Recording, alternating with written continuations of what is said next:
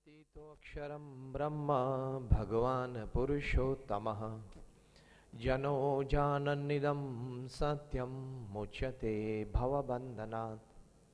श्री स्वामीनारायण भगवाननी जय। अक्षर पुरुषोत्तम महाराजनी जय। राधा कृष्ण देव की जय। सियावर रामचंद्र भगवाननी जय। प्रमुख स्वामी महाराजनी जय। प्रथम तो मारा इष्टदेव भगवान स्वामीनारायण અને મારા ગુરુહરિ પરમ પૂજ્ય પ્રમુખ સ્વામી મહારાજ એમના ચરણોમાં વંદન સાથે આપ સૌને નમસ્કાર, ગુડ ઇવનિંગ અને જય સ્વામિનારાયણ. ખાસ રાકેશ પટેલ અને જીમી શાહ એમના આમંત્રણથી આ કાર્યક્રમનું આયોજન થયું છે. એસ્પેશિયલી એમની એવી ઈચ્છા હતી કે આ એક વિષય એવો છે જે દરેકને સ્પર્શે છે, એનું સમાધાન દરેકને જોઈએ છે. એટલે આપણે આ વિષય stress management in daily life એ આજના કાર્યક્રમ માટે પસંદ થયો. સ્ટ્રેસ એટલે તણાવ, ચિંતામાંથી તણાવ ઉપજે. ઘણું બધું સ્ટ્રેસ વિશે આપણે સાંભળ્યું હશે. અત્યારે અહીંયા બેકડ્રોપમાં પણ સ્ટ્રેસ વિશે ઘણું બધું લખાણું છે. પણ મેડિકલ સાયન્સ એવું કહે છે કે by 2030 stress would be the most important factor of human dying. Stress છે સૌથી મોટું ફેક્ટર બનશે જેના લીધે માણસ મૃત્યુ પામશે. કારણ કે સ્ટ્રેસથી બ્લડ પ્રેશર, સ્ટ્રેસથી cardiac arrest, many things happen. આપણે બેઠા છીએ એમાંથી પણ ઘણા બધાએ આપણને આ સ્ટ્રેસ સંબંધી વાત કરી હશે. આપણે પણ ઘણા બધો સ્ટ્રેસ, તણાવ એનો અનુભવ પણ કર્યો હશે. અત્યારે પણ ઘણા બધા કરતા હશે. બિઝનેસ લાઈફમાં કંઈક ઇશ્યુ ઊભું થાય એટલે stress comes in your life. Social લાઈફમાં કંઈ પ્રશ્ન ઊભો થાય એટલે again stress comes in your life. Personal લાઈફમાં, વ્યક્તિગત જીવનમાં કંઈક પ્રશ્ન ઊભો થાય એટલે again stress comes in your life. ચિંતા, તણાવ. ચિંતા અને તણાવમાંથી મુક્ત નથી થવાતું, પણ યુ કેન મેનેજ ઇટ. એ તમારી શારીરિક, માનસિક અને આંતરિક એટલે ઇમોશનલ હેલ્થ ન બગાડી શકે એટલું તો તમે કંટ્રોલ કરી શકો. And anybody who is walking upon this earth, anybody who is involved in social relationships, that we all are, stress તો આવવાનો જ છે. તણાવ જીવનનો એક ભાગ છે. But you need to manage it. તમે સારી રીતે એને મેનેજ કરી શકો તો you can always remain free of the dreadful effects of stress. તણાવની જે અસરો છે એનામાંથી મુક્ત થઈ શકાય. પહેલો બેઝિક કોન્સેપ્ટ આપણા મનમાં ક્લિયર કરવાની જરૂર છે કે આ લોકની દ્રષ્ટિએ બધી જ વસ્તુ પ્રાપ્ત થાય તો માણસને ક્યારેય ચિંતા કે તણાવ ન આવે. પહેલો આપણો આ બેઝિક કોન્સેપ્ટ છે ને આપણે છોડવાની, ભૂલવાની જરૂર છે કે if I have everything upon this અર્થ, મારી પાસે 100, 200, 500 કરોડ રૂપિયા હોય, મારી પાસે એક આવો વૈભવી વિલા હોય, મારી પાસે 10-15 લક્ઝુરિયસ કાર્સ હોય, પત્ની અને સંતાનો બધા કયાગરા હોય, સંબંધો સમાજમાં સારા હોય, બધા લોકો મને સમાજમાં માનપાન આપતા હોય. જો આ બધું ગોઠવાઈ જાય ને તો પછી તણાવ રહે નહીં. આ બધું જો સારી રીતે ગોઠવાઈ જાય તો મારે પછી કોઈ ચિંતા નથી, મારે કોઈ સ્ટ્રેસ નથી. That is the basic concept is wrong.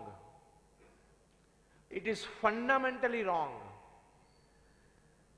આ બધું હોય તો પણ જબરજસ્ત તણાવ આવી શકે છે અને એ સ્ટ્રેસના કારણે આપઘાત સુધી લોકો જઈ શકે છે અને થાય છે. કારણ કે તણાવ આવે કે ન આવે એનું કારણ વેલ્યુઝ છે, એનું કારણ મટીરિયલ લાઈફ નથી. Again I repeat, whether stress comes in your life or not, it is not dependent upon materialistic values or materialistic pleasures. It absolutely depends upon the values that you cultivate in your life. તમારા જીવનમાં જે મૂલ્યો અને સિદ્ધાંતો cultivate કર્યા હોય એ મૂલ્ય અને સિદ્ધાંત પ્રમાણે તમે જીવતા હો તો તમે સ્ટ્રેસ મેનેજ કરી શકો. બાકી કરોડો રૂપિયા ધરાવનાર વ્યક્તિઓ પણ આપઘાત કરે છે.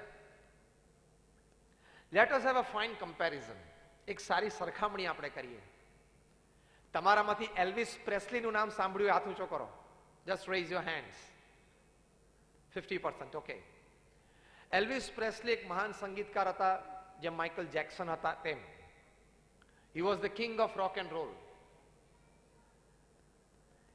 એક આપણે કેસ સ્ટડી કરવો છે એલ્વિસ પ્રેસ્લી અને મીરાબાઈનો. તમને કદાચ અત્યારે જ વિચાર આવી ગયો છે કે એલ્વિસ પ્રેસ્લી અને મીરાબાઈની કમ્પેરિઝન થાય નહીં. Let us start a case study. Elvis Presley હતા એ વિશ્વ પ્રસિદ્ધ થયેલા એમની હયાતીમાં. મીરાબાઈ એમની હયાતીમાં વિશ્વ પ્રસિદ્ધ નતા થયા. આજે પણ એમની પ્રસિદ્ધિ પ્રેસ્લી જેટલી નથી. એલ્વિસ પ્રેસ્લી એ પોતે રોજ સાંજે આવી લાઈવ કોન્સર્ટ આપતા. મીરાબાઈ વૃંદાવનમાં બાકે બિહારીના મંદિરમાં બહાર બેસીને ગાતા. 2-5 જણા પણ સાંભળનારા હોય નહીં. એલ્વિસ પ્રેસ્લી માટે ટાઇટલ અપાણું the king of rock and roll. મીરાબાઈને એવું સંગીત સંબંધી કોઈ એવું ટાઇટલ મળ્યું નથી. એલ્વિસ પ્રેસ્લી 21 વર્ષની ઉંમરના હતા ત્યારે 78 પ્રેસ્લી પ્રોડક્ટ્સ માર્કેટમાં હતી. અત્યારે પણ જીન્સ પેન્ટની પાછળ લેધર ટેગ ઉપર એલ્વિસ લખેલું આવે છે. એ એલ્વિસ બ્રાન્ડ છે. મીરાબાઈની હયાતીમાં એક પણ બ્રાન્ડ મીરાબાઈ દ્વારા એન્ડોર્સ્ડ હતી નહીં. મીરા ક્લોથિંગ, મીરા ફૂટવેર એવું એ વખતે હતું નહીં. એલ્વિસ પ્રેસ્લી જ્યારે 21 વર્ષના હતા ત્યારે એમની પાસે શું હતું? તે પોતે પોતાના પ્રાઇવેટ 747 જેટ પ્લેનમાં ટ્રાવેલ કરતા. એમની પાસે ડાયમંડ સ્ટડેડ લિમોઝિન્સ હતી. લિમોઝિન કાર પણ એની ઉપર હીરા જડિત. હજી આઈ ડોન્ટ થિંક આ હીરાનગરીમાં કોઈ વ્યક્તિ હીરા જડિત ગાડી ફેરવતા હોય. ફેરવે છે કોઈ? આ હું વાત કરું છું 70ના દાયકાની અમેરિકાની, જ્યારે એલ્વિસ પ્રેસ્લીની ગાડી ઉપર હીરા જડેલા હતા અને 7 લિમોઝિન્સની કેવેલકેટ જાય. મીરાબાઈને એક સ્થાનેથી બીજા સ્થાને જવું હોય તો કેવી રીતે જતા? ચાલતા. એમને તો લિમોઝિન શબ્દ પણ નતો સાંભળ્યો અને એમના વખતમાં તો પ્લેન્સ તો હતા જ નહીં. એલ્વિસ પ્રેસ્લીના પોતાની કમાણીના his self made money was $500 million. એટલે કે $50 કરોડ પોતે પોતાની આવડત કલા ઉપર કમાયેલા. અને મીરાબાઈ રોજ સાંજે ભજન ગાતા. તેમની કમાણી શું હતી? કોઈ જ કમાણી નહીં. કોઈ ભાવિક ભક્ત એમને જમવા આપે તો એ જમતા. એલ્વિસ પ્રેસ્લી સાંજે કોન્સર્ટ વખતે પોતાનું લેધર જેકેટ ઓડિયન્સમાં ઉડાડે એટલે લેધર જેકેટના આટલા ટુકડા થઈ જતા ને લોકો એક એક ટુકડો ઘરે લઈ જતા હતા. એલ્વિસ પ્રેસ્લીનો પ્રસાદ. કે લોકો ભવિષ્યમાં અમે કહી શકીએ કે we have attended an Elvis concert live. મીરાબાઈને તો કોઈ કોન્સર્ટ જેવું હતું જ નહીં. એલ્વિસ પ્રેસ્લીના બાયોગ્રાફર માઇક સ્ટોન એવું લખે છે કે Elvis was only the second person in history to become famous by the first name after Jesus Christ. Jesus Christ પછી કોઈ બીજી વ્યક્તિ પૃથ્વી ઉપર પ્રથમ નામથી પ્રસિદ્ધ થઈ હોય તો એલ્વિસ છે. મીરાબાઈની હયાતીમાં એમના વિશે કોઈ જીવન ચરિત્ર લખાણો નથી. આટલી વાત સાંભળ્યા પછી તમને એમ થાય કે આ બંનેની કમ્પેરિઝન હોય જ નહીં, સરખામણી કરાય જ નહીં. પણ એલ્વિસ પ્રેસ્લી 15મી ઓગસ્ટ 1977 ના દિવસે 33 વર્ષની ઉંમરે રાત્રે 40 સ્લીપિંગ પિલ લઈને સૂતા તે ફરી વખત ઉઠ્યા જ નહીં. હી કમિટેડ સુસાઇડ. 33 વર્ષની ઉંમરે એલ્વિસ પ્રેસ્લીએ પોતાની કમાણીના $500 મિલિયન એ મૂકીને આપઘાત કર્યો. અને મીરાબાઈ માટે તો આપઘાત શબ્દ બહુ દૂર હતો. આજે 500 વર્ષ પછી મીરાબાઈના એક એક ભજન ઉપર લોકો પીએચડી અને એમફિલ થાય છે અને 4 જણાનું કુટુંબ પ્રેમથી આજીવિકા પૂરી કરે છે. આજે ભારતમાં 200 થી પણ વધારે ફેમિલીઝ એવા છે. they have done some research. their main breadwinner, he has done some research, some work on Mirabai's bhajan, and the entire family they are earning their livelihood. Elvis Presley આપઘાત કર્યો અને મીરાબાઈના એક એક ભજન ઉપર આજે લોકો આખું જીવન જીવી જાય છે. હવે ખબર પડી ને કે સરખામણી કેમ શરૂ કરી હતી. એલ્વિસ પ્રેસ્લીના આપઘાતનું કારણ શું? આવી વ્યક્તિને આપઘાત કરવો પડે? રોજ સાંજે 1000 માણસ એને સાંભળવા માટે આવે, રોજ મંચ ઉપર આવવાનું, પ્રાઇવેટ જેટમાં જવાનું, હીરા જડિત લિમોઝિન ગાડી, એલ્વિસના નામની 78 પ્રેસ્લી પ્રોડક્ટ્સ બધી માર્કેટમાં હોય. અમેરિકાની ધરતી ઉપર વિશ્વના કોઈ પણ દેશના પ્રમુખ કે પ્રધાનમંત્રી ઉતરે, એને એક મનમાં ઈચ્છા હોય કે એલ્વિસ સાથે એક મુલાકાત મારી થાય તો બહુ સારું. આ વ્યક્તિ આપઘાત કરવો પડે? આપણે ના પાડીએ છીએ ને એ હજી એક કોન્સેપ્ટ આપણા મગજમાંથી નીકળ્યો નથી કે આવી વ્યક્તિઓને પણ જીવનમાં એવા તણાવ, સ્ટ્રેસ ઊભા થાય છે કે આપઘાત કરે. એલ્વિસ પ્રેસ્લી જ્યારે એમનું મોસ્ટ ઇમ્પોર્ટન્ટ કમ્પોઝિશન એક વખત પ્લે કરતા હતા, હાઉ ગ્રેટ ધા આર્ટ, એ વખત એમના સેક્રેટરી એમને પૂછ્યું, sir how are you feeling, તમને આમ કેવો અનુભવ થાય છે? ત્યારે એલ્વિસ પ્રેસ્લી બંને હાથ પિયાનો ઉપરથી નીચે નાખીને બોલેલા, નિશાસો નાખીને, વેરી અલોન, મને બહુ જ એકલતાનો અનુભવ થાય છે. એટલે રોજ સાંજે 1000 માણસ તને સાંભળવા આવે છે ને તને એકલતાનો અનુભવ થાય? રોજ સવારે ઉઠીને ખાલી ગેલેરીમાં આવે ત્યારે નીચે 200 ટુરિસ્ટ ઊભા હોય કે હમણાં એલ્વિસ પ્રેસ્લી ગેલેરીમાં આવીને હાથ ઊંચો કરશે ને એટલે આપણને બધાને એલ્વિસના દર્શન થશે, અને તને એકલતાનો અનુભવ થાય છે? અને મીરાબાઈ બાકે બિહારી મંદિરના એકલા બેઠા બેઠા ભજન ગાય છે, પાયો જી મેને રામ રતન ધન પાયો. હું એકલી છું જ નહીં, ભલે મેં રાજપાટનો ત્યાગ કર્યો, મારા પતિ મોટા રાણા એટલે રાજા છે, અને મેં મહારાણીનું પદ ભોગ્યું છે અને અત્યારે સામાન્ય વસ્ત્રમાં સામાન્ય જીવન જીવું છું, પણ ભજન શું લખ્યું? પાયોજી મેને રામ રતન ધન પાયો. એલ્વિસ પ્રેસ્લીને બીજું બધું ધન હતું છતાં એકલતા હતી. મીરાબાઈ પાસે બીજું કશું જ ધન હતું નહીં છતાં અંતર ભરેલું હતું. વેર ધ ડિફરન્સ લાઈઝ? આ ભેદ ક્યાં પડે છે? વેર ધ ડિફરન્સ લાઈઝ? એ આ પ્રવચનમાં આગળ એના કારણો તમને જાણવા મળશે. એટલે પહેલો બેઝિક કોન્સેપ્ટ મગજમાંથી કાઢી નાખવાનો કે આ લોકમાં ધન, સમૃદ્ધિ, વૈભવ, સત્તા હોય તો આપણે સુરક્ષિત છીએ એવું નથી. Still stress can come in your life. એ કેવી રીતે આવે? સ્ટ્રેસ મેનેજ કરવું હોય તો પહેલા સ્ટ્રેસ એટલે કે તણાવ જીવનમાં કયા કયા કારણથી આવે છે એ જાણી રાખવું પડે, અને એ કારણ જીવનમાં ક્યારે ઉદ્ભવ ન થાય એ ખ્યાલ રાખવો પડે. સ્ટ્રેસ કયા કયા કારણોથી આવે છે એ ધ્યાન રાખવું પડે. એ કારણો જીવનમાં ક્યારે ઊભા ન થાય એનો અત્યંત ખટકો રાખવો પડે, તો જીવનમાં ક્યારેય તણાવ ના આવે. Then you can manage. તમે ગમે તે હો, whoever you are, if you put your finger inside the plug. Gujarat electricity બોર્ડના ચેરમેન હોય, 40 વર્ષથી ઇલેક્ટ્રિસિટી ડિસ્ટ્રીબ્યુટ કરતા હોય, અને પ્લગમાં આંગળી નાખવાનો અધિકાર છે કે નહીં? અને એ પ્લગમાં આંગળી નાખીને કે હું જીબી નો ચેરમેન છું, 40 વર્ષથી ઇલેક્ટ્રિસિટી ડિસ્ટ્રીબ્યુટ કરું છું, નથિંગ હેપન્સ ટુ મી, મને કાંઈ ન થાય.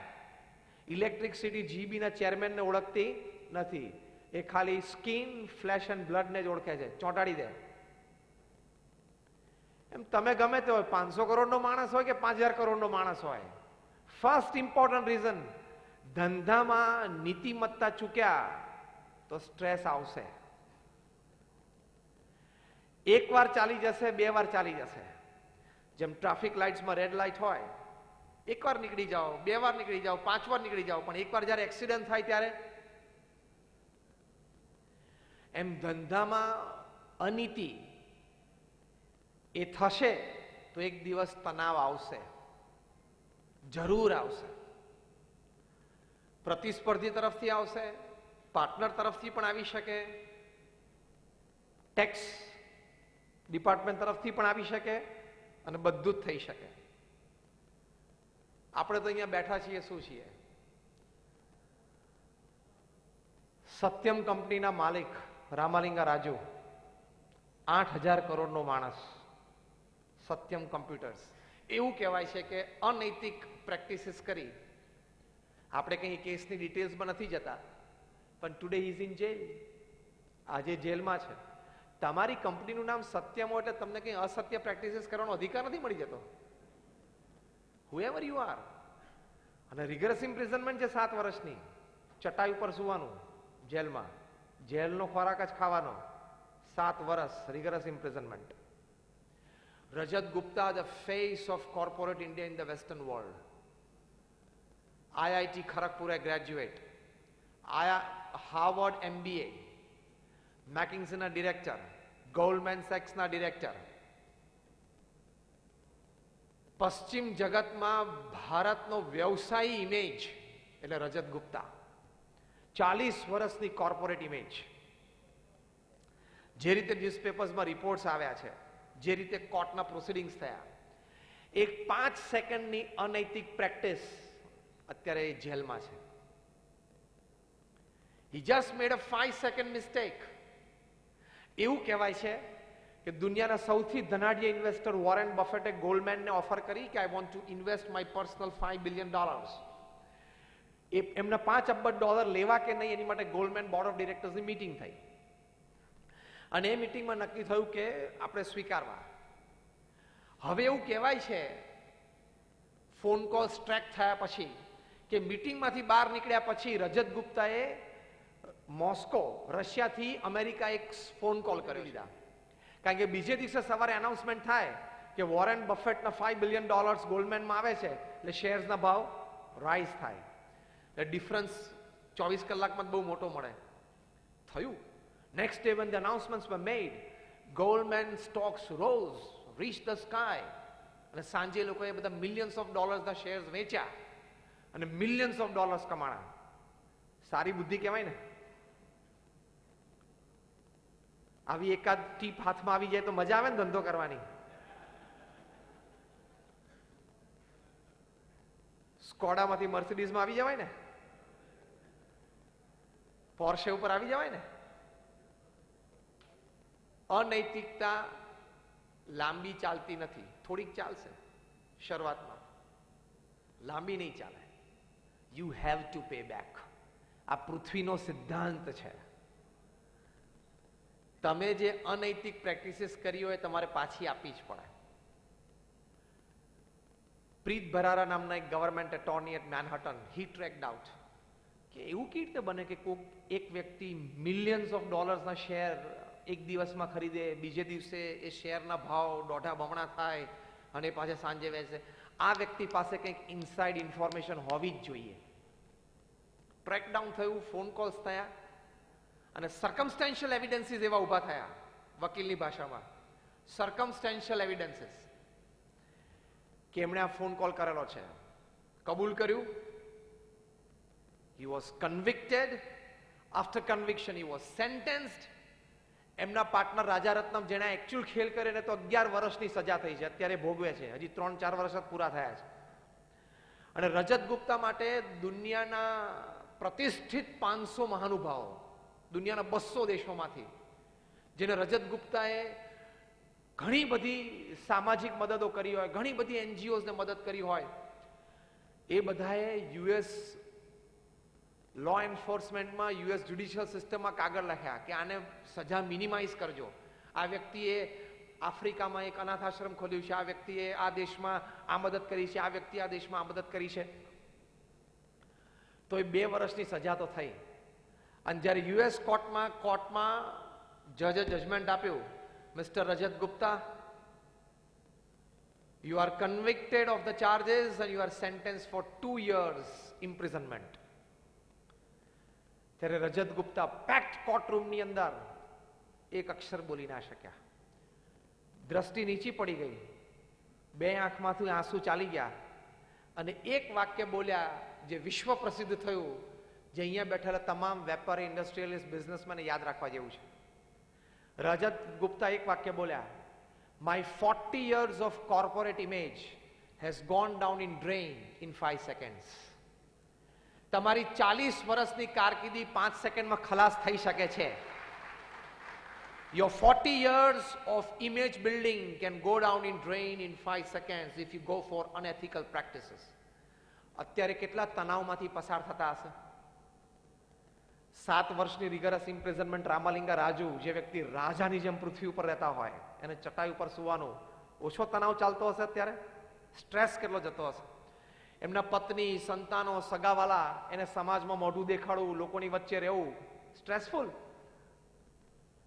રજત ગુપ્તાને અત્યારે કેટલા સ્ટ્રેસમાંથી પસાર થતા હશે. શોર્ટકટ્સ ઘણા બધા ધંધામાં મળશે, પણ એ શોર્ટકટ કોઈ દિવસ અપનાવશો નહીં. નહીતર you will invite lot of stress. That is called ethics. જબરજસ્ત તણાવ આવશે અને એ તણાવમાંથી બહાર નીકળવું ઓલમોસ્ટ ઇમ્પોસિબલ થશે. You will drown, your family will drown. તમે ડૂબશો, તમારું કુટુંબ ડૂબી જશે, તમારી પેઢી ખલાસ થઈ જશે અને ધંધો ચોપટ થઈ જશે. એટલે ફર્સ્ટ ઇમ્પોર્ટન્ટ રીઝન કે જીવનમાં સ્ટ્રેસ આવે છે એનું કારણ અનએથિકલ બિઝનેસ પ્રેક્ટિસીસ. કોઈ દિવસ ના કરવી. અત્યારે હું તમને જે વાત કરું છું તમને કદાચ સામાન્ય લાગે છે, કારણ કે તમને એમ થાય એક પડીકું આમ દીધું ને એક પડીકું લીધું.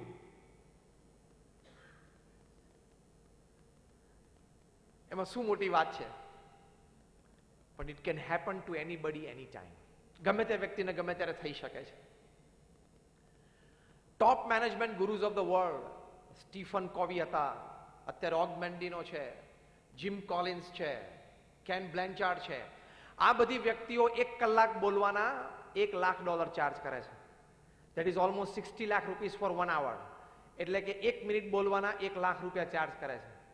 અને સામે ઓડિયન્સમાં કોણ બેઠું હોય? ફોર્ચ્યુન 500 કંપનીઝના સીઈઓઝ અને એમડીઝ અને ચેરમેન્સ વિદ્યાર્થીની જેમ બેઠા હોય 6 કલાક આ લોકોની સામે. 1 મિનિટ બોલવાના $1 લાખ ચાર્જ કરે છે. છતાં એમની અપોઇન્ટમેન્ટ 6-8 મહિના સુધી નથી મળતી. અને સામે ઓડિયન્સમાં વિદ્યાર્થી તરીકે ફોર્ચ્યુન 500 કંપનીઝના સીઈઓઝ બેઠા હોય, જે લોકો દર વર્ષે 10,000 કરોડનો વહીવટ કરે છે, 25,000 કરોડનો વહીવટ કરે છે, 50,000 કરોડનો વહીવટ રમતા રમતા દર વર્ષે કરે છે, 1 લાખ કરોડનો વહીવટ રમતા રમતા કરે છે ને એ બધા વિદ્યાર્થીની જેમ એમની સામે બેઠા હોય. ત્યાં માણસ બોલતા શું હશે? સમજાવતા શું હશે? શીખવાડતા શું હશે? જે તમે અત્યારે FOC મફતમાં સાંભળી રહ્યા છો એ તમે અત્યારે FOC જે સાંભળો છો ને આટલું જે લોકો શીખવાડે છે કે મહેરબાની કરીને કંઈ ખોટું કરતા નહીં. એટલે first important reason for stress to come in his life is unethical practice. Jim Collins હમણાં પુસ્તક લખ્યું છે, દુનિયાના સૌથી મોટા મેનેજમેન્ટ ગુરુ કહેવાય છે, how the mighty fall. How the mighty fall, કે માનધાતાઓ પૃથ્વી ઉપર ધૂળ ચાટતા કેવી રીતે થઈ ગયા. એમાં પ્રસંગો લખેલા છે કે એવી વ્યક્તિઓ જે પૃથ્વી ઉપર પગ મૂકે પૃથ્વી ધ્રુજે, એવી વ્યક્તિઓ કે જે સવારના પોરમાં ધારે તો 5,000 કરોડ વોલ સ્ટ્રીટમાં નાખી શકે, શેર બજારને ધ્રુજાવી નાખે. એક સાથે 5,000 કરોડ નાખે એટલે શેર બજાર કેવું ધ્રુજે. એવી વ્યક્તિઓ જે મેનહટનમાં 50મા માળે બેઠા બેઠા એક ફોન કોલ કરે ને આફ્રિકામાં આખી ગવર્મેન્ટ ફેરવી નાખે. He can topple a government by 1 phone call. આવી સત્તાધીશ વ્યક્તિઓ, આવા માનધાતાઓ કેમ ધૂળ ચાટતા થઈ ગયા, કેમ રસ્તા ઉપર રખડતા થઈ ગયા, કેમ જેલના સળિયા ગણે છે, કેમ ભૂખે મરે છે. રિયલ લાઈફ પ્રસંગો છે આ બધી. એક હતો રાજા ને કદી રાણી, એવી વાર્તાઓ નથી. આ જીમ કોલિન્સનું પુસ્તક વાંચવા જેવું, એક દિવસ એનો સેમિનાર કરવા જેવો છે, હાઉ ધ માઇટી ફોલ. માનધાતાઓ પૃથ્વી ઉપર કેવી રીતે ધૂળ ચાટતા થઈ ગયા. 300 પાનાનું એ પુસ્તક છે, પણ હું તમને એક લાઈનમાં જીસ્ટ આપી દઉં.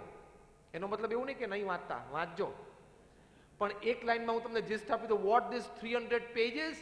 અને જીમ કોલિન્સ, જેમને દુનિયાના 500 ફોર્ચ્યુન 500 કંપનીઝના એક્ઝિક્યુટિવ્સને ટ્રેનિંગ આપી છે, એ 30 વર્ષના એમના અનુભવ પછી એમણે આ પુસ્તક લખ્યું છે. અને આ પુસ્તકમાં એમણે વિવિધ વિવરણ કર્યું છે. એમાંનું એક વાક્ય સાર રૂપે હું તમને કહું છું. જીમ કોલિન્સ એક વાક્ય શીખવાડે છે, Y this mighty people fail. આ મહાન વ્યક્તિઓ કેમ પૃથ્વી ઉપર ધૂળ ચાટતા થઈ ગયા? હી રાઇટ્સ, અનડિસિપ્લિન્ડ પરસ્યુટ ફોર મોર. વધારે ને વધારે મેળવી લેવાની ઘેલછામાં સિદ્ધાંત, નીતિ અને નિયમને નેવે મૂક્યા. આ એમનો અનુભવ છે. વધારે ને વધારે મેળવી લેવાની ઘેલછામાં સિદ્ધાંત, નીતિ અને નિયમને એ બાજુ પર મૂક્યા એટલે ધૂળ ચાટતા થઈ ગયા. You can't play with ethics. સિદ્ધાંતો સાથે કોઈ દિવસ રમાય નહીં. પદ્ધતિ બદલી શકાય, પ્રિન્સિપલ્સ નેવર ચેન્જ. કાર્ય પદ્ધતિમાં સુધારો આવી શકે, સિદ્ધાંતોમાં કોઈ દિવસ નહીં. હા, પાવર પ્લે ક્રિકેટમાં બદલાય.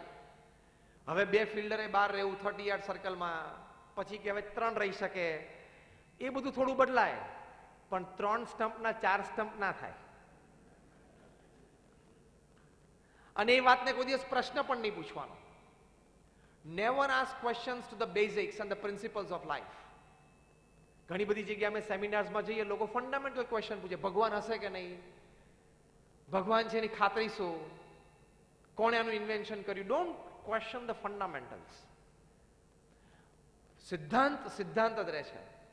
તમે બેટ લઈને ગ્રાઉન્ડ ઉપર જાઓ, તમે એમ કહો કે પહેલા મને સમજાવો કે આ 3 સ્ટમ્પ કોણે નક્કી કર્યા, એ નક્કી કરવા માટેની કમિટી કોણે રચી, કમિટીમાં કોણ કોણ હતું, અને એને જે લખાણ પ્રેઝન્ટ કર્યું એ એક્સેપ્ટ કર્યું એ કમિટી કોણ હતી. 2 કેમ નહીં, 4 કેમ નહીં, 3 સ્ટમ્પ નક્કી કેવી રીતે થાય એનો ઉત્તર પહેલા મને આપો, પછી હું બેટિંગ કરવા ક્રીઝ ઉપર જઉં. તો બાકીના 11 ખેલાડીઓ શું કે? જો બધા ઈશારો કર્યો કે ભાઈ અમને શાંતિથી મજા લેવા દે, તું બહાર નીકળ. તમે ચેસ રમવા બેસો ને એમ કહો મારો હાથી તો આડોય ચાલશે, ઊભોય ચાલશે, અઢીએ ચાલશે, બધું ચાલશે, તો સામેવાળો શું કે? તો આપણે રમવાની મજા આવશે નહીં. રમવાની મજા લેવી હોય તો મૂળભૂત સિદ્ધાંતોને સ્વીકારવા પડે. એમ આઈ રાઈટ ઓર રોંગ? રમવાની મજા લેવી હોય તો મૂળભૂત સિદ્ધાંતોને સ્વીકારવા પડે. એમ ધંધા અને કમાણીની મજા લેવી હોય તો મૂળભૂત સિદ્ધાંતોને સ્વીકારવા પડે. You can never go for unethical practices. અને unethical practices કરવા જાઓ તો ભલે તમે હજારો ઘર બાંધ્યા હોય ને લાખોના સહારા હોય, તો પણ તમે તિહારમાં 2 સહારા થઈ શકો છો. whoever you are. તમે લાખો લોકોના સહારા હો તો પણ તિહારમાં 2 સહારા રહી શકો છો.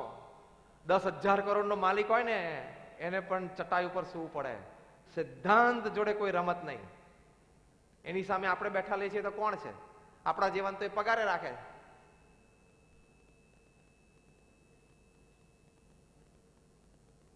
Again remember just one sentence.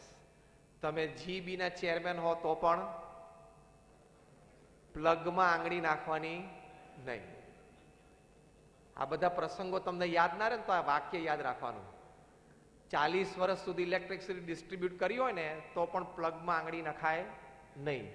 એમ નહીં માની રહ્યો કે ઇલેક્ટ્રિસિટી તો એને ખબર હોવી જોઈએ કે હું જીબી નો ચેરમેન છું. whoever you are, તું ગમે તે હો. First important reason for stress is unethical business practices. Never go for it. Growth ધીમે ધીમે ધીમે થાય, શાંતિથી થાય, one step at a time, એ રીતે થાય. That is called stable and real growth. એવી રીતે જ વિકાસ કરાય. ગમે તેટલી ઓપોર્ચ્યુનિટી મળે, ખોટું કરવા ક્યારેય પ્રેરાશો નહીં. એ મજા આવે એવો રસ્તો છે, એમાંથી પ્રગતિ જલ્દી થાય એવું દેખાય છે, ઘણા રૂપિયા એક સાથે મળી જાય એવું દેખાય છે ને મળી પણ જાય, પણ જ્યારે એકવાર જાય ને ત્યારે ચામડી ઉતારીને જાય. જો આ બધાની ગઈ 2-3 પ્રસંગો કીધા. એટલે એ ખટકો રાખીએ તો કોઈ દિવસ સ્ટ્રેસ આવશે નહીં. સેકન્ડ ઇમ્પોર્ટન્ટ રીઝન, અમારા વડીલ સંત પરમ પૂજ્ય ડોક્ટર સ્વામી ઘણી વખત સમજાવે છે કે સમાજમાં, કુટુંબમાં અને વ્યવહારમાં સ્ત્રી પુરુષ મર્યાદા એનો લોપ થાય તો પણ જીવનમાં અત્યંત તણાવ આવશે. તમારા સર્કલની બહાર તમે જો ગયા, અમારા વડીલ સંત પરમ પૂજ્ય ડોક્ટર સ્વામી ભગવાન સ્વામિનારાયણનો સિદ્ધાંત અને આપણા શાસ્ત્રનો સિદ્ધાંત સમજાવે છે કે any other woman other than your wife, તમારી પત્ની સિવાયની કોઈ પણ સ્ત્રી એ તમારી માટે કાં તો માતા છે, કાં તો બેન છે અને કાં તો દીકરી છે. એવી રીતે દરેક સ્ત્રી માટે જો એ પરણ્યા હોય તો એના પતિ સિવાયના બધા જ પુરુષ એની માટે ભાઈ છે, પિતા છે કાં પુત્ર છે. આ મર્યાદા જો લોપાશે ને તો પણ કુટુંબ છિન્ન ભિન્ન થશે, તો પણ પ્રશ્ન મોટો આવશે. આ મર્યાદા લોપાશે તો પણ મોટો પ્રશ્ન આવશે. ઇન્ટરનેશનલ મોનિટરી ફંડના president Dominique Strauss Kahn, he was destined to become the president of France. એ ન્યુયોર્ક થી ફ્રાન્સ આવતા હતા, વચ્ચે સ્ટોપ ઓવરમાં, ચેન્જ ઓવરમાં હોટલમાં એન્ટર થયા અને એવું કહેવાય છે રિપોર્ટ્સ પ્રમાણે કે ત્યાં કોઈક હોટલમાં મેડ સાથે એમને કોઈક વર્તણૂકમાં ફેર પડ્યો, પેલી મેડે કેસ કર્યો. કેસ તો પછી આઉટ ઓફ કોર્ટ સેટલમેન્ટમાં પતાયો, પણ ઇન્ટરનેશનલ મોનિટરી ફંડના પ્રેસિડેન્ટ તરીકે એમને રાજીનામું આપવું પડ્યું. ફ્રાન્સની પ્રજા એમને ફેંકી દીધા, પ્રેસિડેન્શિયલ ઇલેક્શનમાં ઊભા ના રહી શક્યા. આ એક પ્રસંગ જો એ હોટલની રૂમમાં ન બન્યો હોત તો આજે ડોમિનિક સ્ટ્રોસ-કેન, જે પોલિટિકલ સર્કલ્સમાં ઓલ ઓવર વર્લ્ડ ડીએસકે તરીકે ઓળખાતા હતા, શોર્ટ ફોર્મમાં DSK would have been the president of France. વર્ષો પહેલા અમેરિકાના પ્રેસિડેન્શિયલ ઇલેક્શનમાં રોનાલ્ડ રેગનની સામે ગેરી હાર્ટ ઉભા રહેલા. પ્રી-પોલ સર્વેમાં 85% polling, Gary Hart would become the president of America. charismatic personality. આટલો એક વિશ્વ પ્રસિદ્ધ વ્યક્તિ, એમનું વ્યક્તિત્વ charismatic હતું. એ જ્યાં ઉભા રહે ત્યાં કેન્દ્ર બિંદુ બની જાય. એ બોલે એ બ્રહ્મ વાક્ય થઈ જાય. બુદ્ધિ, શક્તિ, હોશિયારી, પૈસા, વૈભવ બધું જ હતું. પણ એક કેસ એવો ખુલ્યો કે જ્યારે કોલેજમાં હતા ત્યારે એમણે આ સ્ત્રી પુરુષ મર્યાદામાં ક્યાંક મોટી ભૂલ થયેલી, તો પેલા તરફથી વાત શરૂ થઈ. એ ફોટો ન્યૂઝપેપરમાં છપાણો. ગેરી હાર્ટે પ્રેસિડેન્શિયલ નોમિનેશન પાછું ખેંચવું પડ્યું. આજે એ વાતને 20 વર્ષ થયા. દુનિયામાં કોઈને ખબર નથી કે ગેરી હાર્ટ ક્યાં છે, જીવે છે કે મૃત્યુ પામ્યા. એટલે આ મર્યાદા લોપાશે તો પણ મેજર પ્રશ્ન આવી શકશે.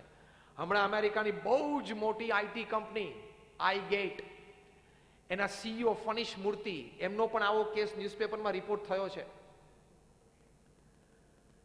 હવે આ વ્યક્તિ એવી હતી કે જે બીમાર કંપનીઓમાં જાય, તમારી કંપની ફરચામાં ગઈ હોય, જબરદસ્ત ખોટમાં ઉતરી ગઈ હોય, આઈટી કંપનીઓ આવી જોઈએ, ઇન્ફોર્મેશન એન્ડ ટેકનોલોજી. આ માણસ પાસે એવી આવડત, એવી બુદ્ધિ, એવા સંબંધો એના અક્રોસ ધ વર્લ્ડ, કોન્ટિનેન્ટ્સ, કે થોડાક મહિનાઓમાં અથવા તો 1-2 વર્ષમાં મિલિયન્સ ઓફ ડોલર્સના ખર્ચામાં ગયો એ કંપની અને મિલિયન્સ ઓફ ડોલર્સના પ્રોફિટમાં મૂકી દે. એવું એમને 3 જગ્યાએ કરેલું. એટલે આઈગેટ એમને હાયર કર્યા અને એમનો પગાર અધધ હતો. કદાચ મોર દેન વર્ષે 150 કરોડ રૂપિયાનો પગાર હતો. પણ આ સ્ત્રી પુરુષ મર્યાદામાં પ્રશ્ન આવ્યો એવું રિપોર્ટિંગ છે. એમને એમની જ કંપનીના એક બાય કર્મચારી સાથે સંબંધ થયો અને પછી એ બાય કર્મચારી એની જાહેરાત કરી. ફનિશ મૂર્તિને રેઝિગ્નેશન આપવું પડ્યું. એ રેઝિગ્નેશન આપે પહેલા જ એમને કાઢી મૂકવામાં આવ્યા. બહુ જ મોટું બોનસ લઈ લેવામાં આવ્યું પાછું અને પ્રતિષ્ઠાહીન થઈ ગયા. અત્યારે અમેરિકામાં કોઈ કંપની એમને રાખવા તૈયાર નથી. બુદ્ધિ જબરજસ્ત છે, આવડત જબરજસ્ત છે અને કામ પોતાની જિંદગીમાં 40 વર્ષ કરી બતાવ્યું છે. ખાલી વાતો નહીં, મિલિયન્સ ઓફ ડોલર્સમાં ફરચામાં ગયેલી કંપનીઓને બેઠી કરી નાખી છે. પણ અત્યારે કોઈ એમને નોકરીએ રાખવા તૈયાર નથી. એટલે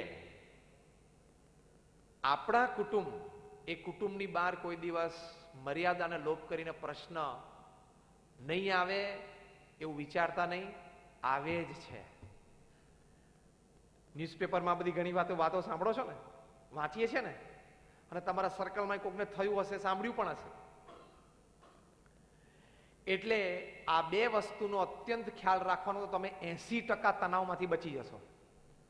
અત્યારે તમને એમ લાગે છે કે આમાં નથી અથવા આમાં બહુ રિસ્ક નથી, પણ અત્યારે તમને રિસ્ક નથી દેખાતું. there is a dangerous risk ahead. don't play with cobra. Cobra જોડે રમાય? એમાં કિંગ કોબરા સાથે રમાય? 18 ફૂટ લાંબો હોય. એન્ટીવેનોમ ઇન્જેક્શન લઈને ડોક્ટર બાજુમાં ઉભા હોય ને, પણ કિંગ કોબરા ડંખ મારે ને, he cannot save you. A doctor injection લઈને તૈયાર ઉભા હોય ને, કે કિંગ કોબરા તમને અહીંયા કરડે અને એથી તમને ઇન્જેક્શન મારે એન્ટીવેનોમનું, તોય તમને બચાવી ના શકે. એમ ધંધામાં અનૈતિક પ્રેક્ટિસ અને શાસ્ત્ર પ્રમાણે જે સ્ત્રી પુરુષની મર્યાદા છે એને તમે લોપો ને, એટલે you have started playing with cobra. તમે કોબરા સાથે રમવાની શરૂઆત કરી દીધી છે. હવે ડંખ વાગે ત્યારે વાત. You have started playing with cobra. અને આ કક્ષાના માણસોને થઈ શકે છે, તો તમને થઈ શકે? હા કે ના? Tell me yes or no. It can happen to anybody. કોઈને પણ થઈ શકે છે. સાધુ પણ આ મર્યાદા લોપે તો એને પણ થઈ શકે છે. એના કેસ પણ તમે સાંભળતા હશો.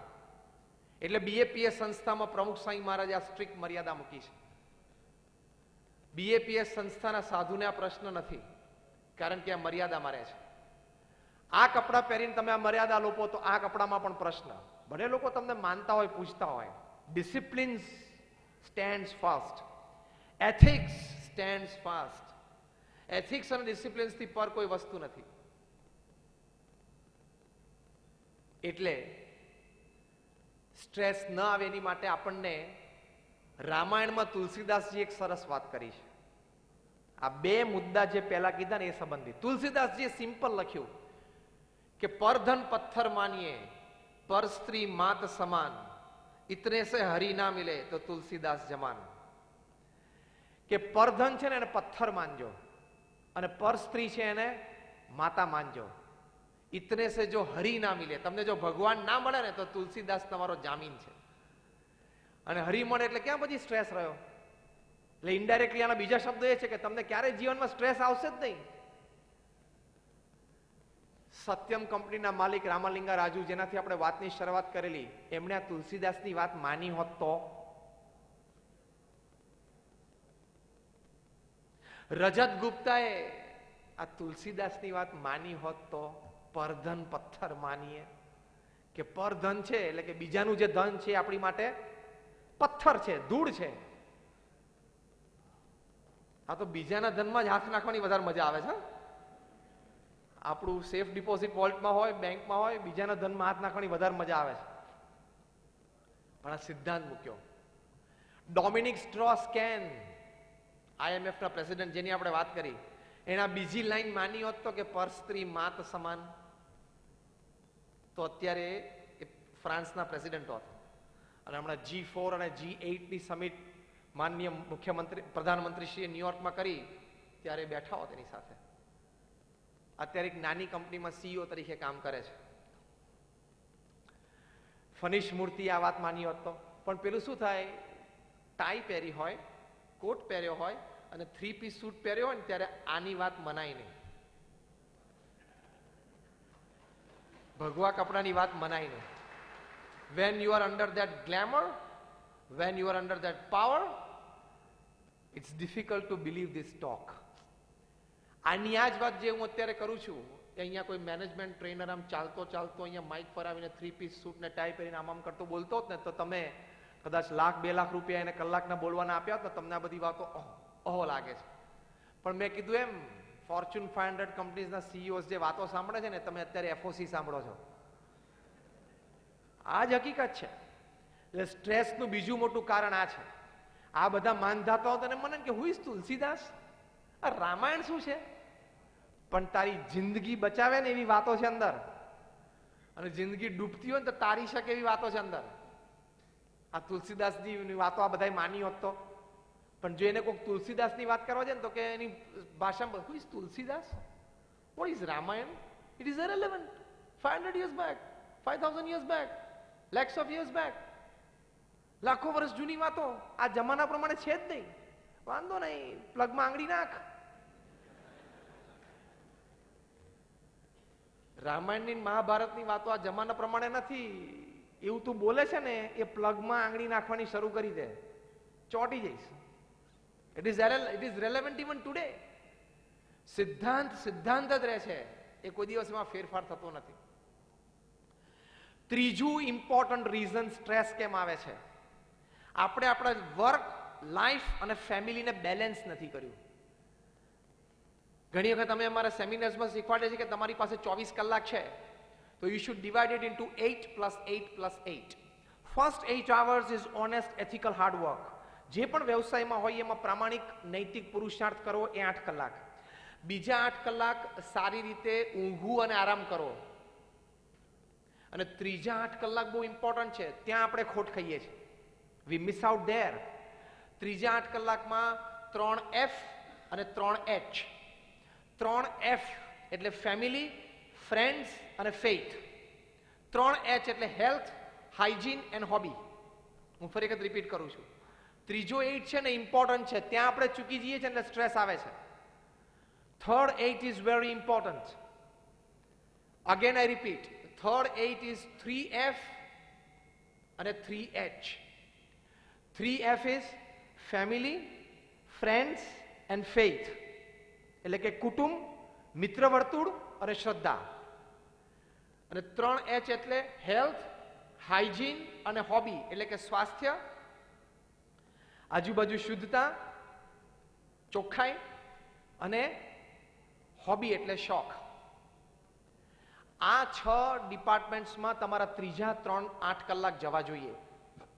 જો એવી રીતે જાય તો તમારી લાઈફ બેલેન્સ છે.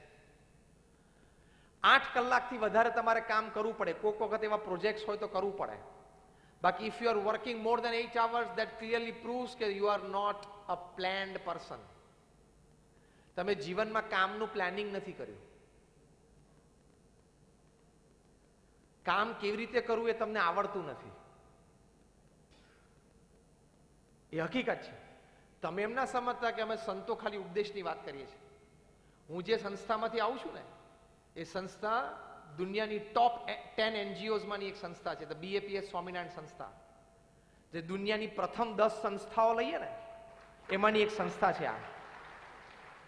સુરતમાં અડાજનમાં તમે લોકોએ મંદિર જોયું હશે, એવા 1300 કેમ્પસ પ્રમુખ સ્વામી મહારાજ એકલાએ બાંધ્યા છે.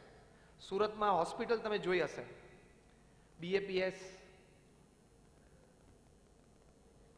BAPS પ્રમુખ સ્વામી હોસ્પિટલ. કોઈ ટ્રસ્ટની આવી હોસ્પિટલ સુરતમાં નહીં ચાલતી, તમે જોજો. આવી હોસ્પિટલ, સ્કૂલ, હોસ્ટેલ ને કોલેજ પ્રમુખ સ્વામીએ 100 ઊભી કરી છે અને સક્સેસફુલી ચલાવે છે. સુરતમાં કોઈ એવા બિલ્ડર ખરા કે જેને 60 દેશોમાં 1300 જમીનોના સોદા કર્યા હોય? પહેલી લાઈનમાં પૂછું છું. મેં બોમ્બેમાં પૂછી લીધું, રાહેજા અને અજમેરા અને હીરાનંદાની બેઠા હતા ત્યાંય પૂછી લીધું, ત્યાંય કોઈ આ નથી પાડી, નહીં તો ક્યાંથી આ પાડવાના? પ્રમુખ સ્વામીએ 60 દેશોમાં 1300 જમીનોના સોદા કરી નાખ્યા. એ સામાન્ય વાત નથી. One man show, he is a one man army, he is a one man organisation. એમણે આ સંસ્થાનો વિકાસ, BAPS સંસ્થાને યુનાઇટેડ નેશન્સમાં પરમેનન્ટ સ્ટેટસ છે. દર બુધવારે અમારો રિપ્રેઝેન્ટેટિવ યુનોમાં ન્યુયોર્કમાં બેસે છે. એટલે એડમિનિસ્ટ્રેશન શું છે એમને ખબર છે. અમે સંતો 8-8 કલાક હોસ્પિટલો ચલાવીએ છીએ, સ્કૂલ ચલાવીએ છીએ, હોસ્ટેલ્સ ચલાવીએ છીએ. We know what is human resources, we know what is administration and management. અમારા 1000 સંતોમાંથી 650 થી પણ વધારે સંતો graduate, post graduate, chartered accountants, doctors ને એન્જિનિયર્સ છે. 200 થી પણ વધારે સંતો બોર્ન અમેરિકન સિટીઝન છે.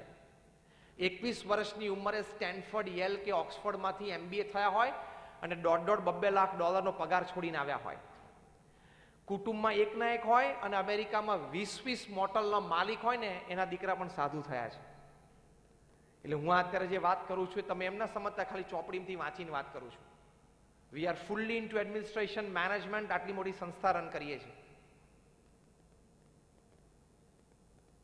એની પરથી હું તમને સમજાવું છું કે you should have balance in life. 8+8+8 A principal છે. 8 કલાક બહુ જ વ્યવસ્થિત સારી રીતે કામ કરવાનું, પ્રામાણિકતા અને પુરુષાર્થ સાથે. બીજા 8 કલાક સ્લીપ ઓર રેસ્ટ, અને ત્રીજા 8 કલાક family, friends, faith, health, hygiene, hobby. તો લાઈફ છે ને બેલેન્સ થશે. અને જો આ લાઈફમાં આ બેલેન્સ તૂટશે ને, દિવસમાં આનું બેલેન્સ તૂટશે એટલે તણાવ આવશે. તમે 8ના બદલે 10 થી 12 ને 14 કલાક ઘરની બહાર રહો એટલે ઘરેથી પત્ની અને કુટુંબીજન, વૃદ્ધ મા બાપ અથવા સંતાનોના પ્રશ્નો, ફરિયાદો આવશે કે ટાઈમ નથી આપતા, બેસતા નથી, ભેગા જમી નથી શકતા. એટલે તણાવ શરૂ થશે, કારણ કે ઝઘડા શરૂ થશે, એટલે સ્ટ્રેસ શરૂ થશે. ઘણા તો એવા હોય છે કે ઘરે ખાલી જમવાનું સુવા જ જાય છે. તારું ઘર ઘર છે કે હોટલ છે? હોટલમાં આપણે ખાલી જમવાને સુવા જતા હોય, ઘણા ઘરમાં એવા જ હોય છે, મુંબઈ વાળા વધારે, ઘરે ખાલી જમવા જવાનું ને સુવા જવાનું. તો આ તારું ફેમિલી છે, it is a divine unit, it is a God's creation, it is not an accident. એ બેલેન્સ કરવું પડે. પહેલીની વાત તો આપણે કરી દીધી, પહેલા 8 કલાકની વાત સમજી ગયા, ઓનેસ્ટ, એથિકલ, હાર્ડવર્ક. બીજા 8 કલાક પણ સમજી શકીએ છીએ કે સ્લીપ અને રેસ્ટ. ત્રીજા 8 કલાકમાં ફર્સ્ટ સ્ટેન્ડ્સ ફેમિલી, તો સ્ટ્રેસ નહીં આવે. ફેમિલી માટે ટાઈમ આપવો જ જોઈએ. તમે જો તમારા કુટુંબીજનો સાથે મિનિમમ અઠવાડિયામાં 3 વખત સાથે બેસીને જમી ન શકતા હો, તો તમારું ડાઇનિંગ ટેબલ, તમારી સિલ્વર પ્લેટ, તમારું બેંક બેલેન્સ બધું નકામું છે. કારણ કે હમણાં દુનિયાના 150 દેશોમાં 1 લાખ કુટુંબોનો સર્વે થયો. The principal reason for survey was, the question was, what is the greatest joy upon this earth? પૃથ્વી ઉપર સૌથી મોટું કારણ આનંદનું શું છે? અને they got 87% રિસ્પોન્સ કે જે વ્યક્તિઓ સાથે આપણે પ્રેમ છે, આત્મીયતા છે, સંબંધો છે, એની સાથે બેઠા, વાતો કરી, આનંદ કર્યો, એ આનંદનો સૌથી મોટો સ્ત્રોત છે. Biggest joy of happiness. Beyond your money, beyond your status, beyond your prestige, beyond your fame and beyond your power. આ જીવનમાં સૌથી મોટા આનંદનો સ્ત્રોત આ છે. તમે જોજો, જીગરજાન મિત્ર સાથે તમે કલાક બેઠો ને ક્યાં ટાઈમ જતો રહે ખબર નથી પડતી ને, તે આનંદ છે. તો એ કુટુંબમાં આનંદ લેવા માટે રોજ સાંજે પહોંચી જવું. 6:30 તો 6:30, 7 તો 7, 7:30, 8 મેક્સિમમ. 8 વાગ્યા પછી તમે ઘરે પહોંચતા હો, હા મહિનામાં 5 દિવસ સમજી શકાય છે, બાકી 25 દિવસ તો તમારે પહોંચવું જ જોઈએ. અને ન પહોંચી શકો તો you are not a planned person. તમે જીવનમાં કામ કરવાની પદ્ધતિ શીખ્યા નથી. You need guidance. લોકો જ્યાં સમજ્યા છે કરે છે. દુનિયાનો સૌથી ધનાઢ્ય વ્યક્તિ વોરેન બફેટ, અત્યારે મોર દેન $100 બિલિયન નું તેમની ઇન્વેસ્ટમેન્ટ છે, એટલે $100 અબજ પર્સનલ ઇન્વેસ્ટમેન્ટ. એમના હાથમાં ભગવાને એવી સિદ્ધિ મૂકેલી છે, wherever he puts his hand it becomes gold. એ જ્યાં હાથ મૂકે ને બધું સોનું થઈ જાય છે.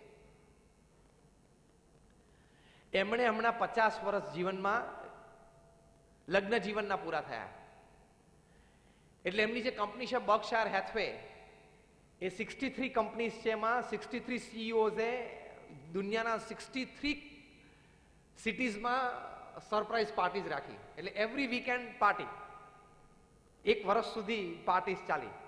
અને જે દેશમાં હોય એ દેશના પ્રધાનમંત્રી, પ્રેસિડેન્ટ હાજર હોય. હા, તો વોરેન બફેટના 50th મેરેજ એનિવર્સરી છે. Concluding party was in London.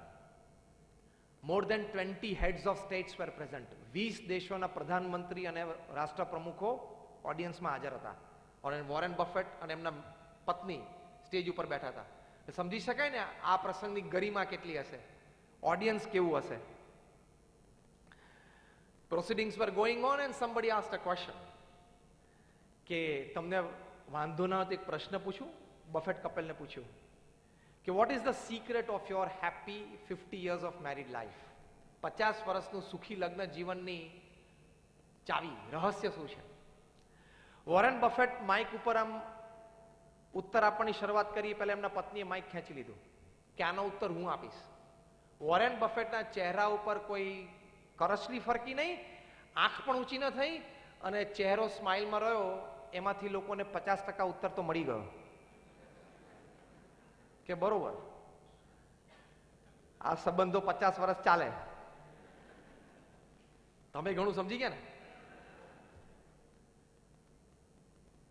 ઘણા વખત પહેલા મેં એક વાત વાંચેલી રીડર્સ ડાયજેસ્ટમાં, એક કપલને 50 વર્ષ પૂરા થયા, પાર્ટી હતી, કોઈએ પૂછ્યું કે 50 વર્ષ લગ્ન જીવનના પૂરા થયાનું રહસ્ય શું, સુખમય. ત્યારે પેલા પતિએ જવાબ આપ્યો કે બધી અગત્યની ઇમ્પોર્ટન્ટ મેટર્સ છે ને એના હું નિર્ણય લઉં, મારા પત્નીએ હા પાડી જ દેવાની, પૂછવાનું જ નહીં, આર્ગ્યુમેન્ટ જ નહીં કરવાની. અને જે મોસ્ટ ઇમ્પોર્ટન્ટ મેટર્સ છે ને, અતિ અગત્યની, અતિ અગત્યની, એ મારા પત્ની નિર્ણય, એ હું નિર્ણય લઉં. એટલે અતિ અગત્યના નિર્ણયો હું લઉં ને મારા પત્ની હા પાડી દે, અને ઓછા અગત્યના હોય એ મારા પત્ની નિર્ણય લઈને હું કહું હા. બધાને એમ થયું કે આવી રીતે તો 50 વર્ષ પૂરા થાય નહીં. એક ટ્રેક્ટરનું ટાયર હોય ને એક સ્કૂટરનું હોય, એમ આગળ વાહન જાય નહીં. કોઈક બુદ્ધિશાળી બેઠા હતા, એને કીધું કે if you don't mind, can you list out the most important decisions that you take and your wife follows, and the less important decisions that you take, wife takes and you follow. તમે કહો તો ખરા કે જે ઓછા અગત્યના નિર્ણયો જે મારા પત્ની લે ને હું સિમ્પલી હા પાડી દઉં. કયું ઘર લેવું, કઈ ગાડી લેવી, છોકરાને કઈ સ્કૂલમાં મૂકવા, પિકનિક પર ક્યાં જવું, કોને કયા કપડાં ખરીદવા, શું પહેરવા, સગાવાલામાં ક્યાં કેવો સંબંધ કેટલો રાખવો, એ બધું મારા પત્ની નક્કી કરે, હું હા પાડી દઉં. એટલે બધાને વધારે આશ્ચર્ય થયું. જો તમને બધાના ચહેરા ઉપર છે અત્યારે કે આ ઓછા અગત્યના નિર્ણયો હોય, ઘર, ગાડી, કપડાં, પિકનિક, સંબંધો, સ્કૂલ, એડમિશન, તો આનાથી અગત્યના કયા નિર્ણયો હશે કે આ જેન્ટલમેન લે અને એના પત્ની હાજ પાડી દેવાની? Can you list out? એટલે પેલા જેન્ટલમેન કીધું હા, આનાથી વધારે અગત્યના નિર્ણયો કે અમેરિકા ઈરાકમાં એન્ટર થવું જોઈએ કે નહીં. એટલે હું કહું કે ના. એટલે મારા પત્ની કે બરોબર છે, ચાપી લો. અગત્યના નિર્ણયો જે વિશ્વ ફલક ઉપર અસરકારક હોઈ શકે એ બધા હું લઉં અને મારા પત્ની હાજ પાડી દેવાની. અને ઓછા અગત્યના જે અમારા ઘરની 4 દિવાલોની વચ્ચે અસર ધરાવતા હોય એ મારા પત્ની લઈ લેને હું હા પાડી દઉં. તમે હશે એટલે આમાં બધાને પર્સન્ટેજ પ્રમાણે લાગુ તો પડતું હશે. વોરેન બફેટ કપલને જ્યારે પૂછ્યું what is the secret of your happy married life, Mrs Warren બફેટે બહુ સરસ વાત કરી, બધાએ સાંભળવા જેવી છે. તો તમને જીવનમાં ક્યારેય સામાજિક અને કૌટુંબિક જીવનમાં સ્ટ્રેસ નહીં આવે. વ્યવસાયિક જીવનની વાત પતી ગઈ. આપણે હવે આપણે આવીએ છીએ કૌટુંબિક જીવન અને સામાજિક જીવનમાંથી સ્ટ્રેસ ઉત્પન્ન ન થાય એની વાતો. વોરેન બફેટના વાઈફે કહ્યું કે અમારા 50 વર્ષના લગ્ન જીવનમાં એક પણ એવો દિવસ નથી જ્યારે સાંજે હું અને મારા પતિ વોરેન બફેટ અમારા કુટુંબ એટલે કે અમારા સંતાનો સાથે જમવા ના બેઠા હોય. આ હું $100 અબજ માણસ છે ને એની વાતો કરું છું. તમારે ત્યાં 7,000 રૂપિયામાં હીરા ઘસતો એની વાત નથી કરતો હું. I am talking of $100 billion person. શું વાત કરો છો? તો કે યસ. કે તો વોરેન બફેટ રોજ સાંજે કેટલા વાગે ઘરે આવી જાય? 6:30 વાગે. 6 વાગે એ ટેબલ ઉપર પેન ફેંકીને ઊભા થઈ જાય અને કે કોઈ કસ્ટમર ક્લાયન્ટ ઊભા હોય તો તેને કહી દે આપણે કાલે મળશું સવારે 9:30 વાગે. અને કસ્ટમર ના પાડે તો કે કઈ વાંધો નહીં, તો પછી તમે બીજા પાસે જાઓ. આપણે તો પેલું શું આપણા ધંધાનો આખો દરિયો પી લેવો છે ને. જમીનનો ધંધો કરતો હોય કે સુરતની બધી જમીનનો મને ખ્યાલ હોવો જોઈએ, મરી જઈશ.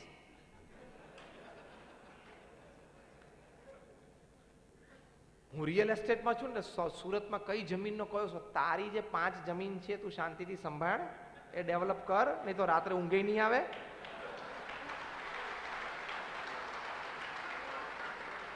અહીંયા બધા એકબીજા સામે આંગળી ચીંધે છે જો.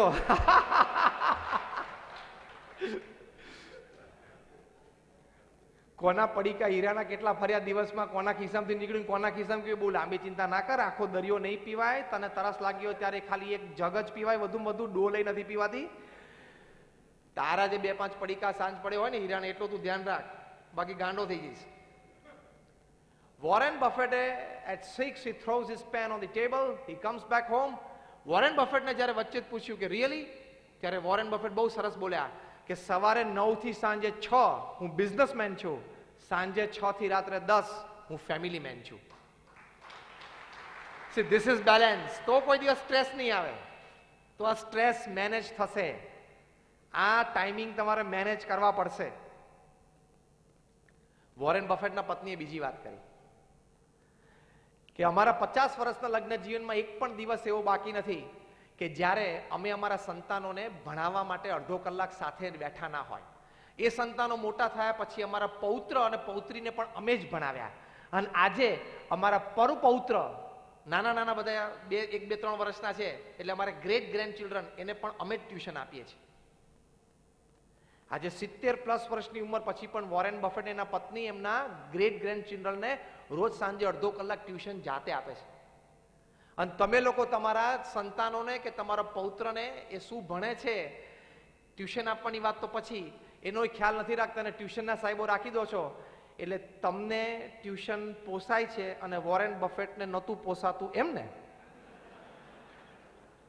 વોરેન બફેટને બિચારાને ટ્યુશનના પૈસા નહીં પોસાતા હોય એવું હશે ને? એને પૂછ્યું વાય, કેમ? તો કે બાળકો નાના હોય ત્યારથી એની સાથે સમય કાઢ્યો હોય ને તો એ કૌટુંબિક ભાવના, આત્મીયતા થાય છે. ખાલી એને તમે ઇલેક્ટ્રોનિક રમકડું આપી દો એનાથી આત્મીયતા નથી થતી. You have to spend your quality time and your quantity time with your children, with your grandchildren, with your great grandchildren. If you don't, family values don't blossom. કૌટુંબિક ભાવનાઓ બ્લાઝમ થાય નહીં.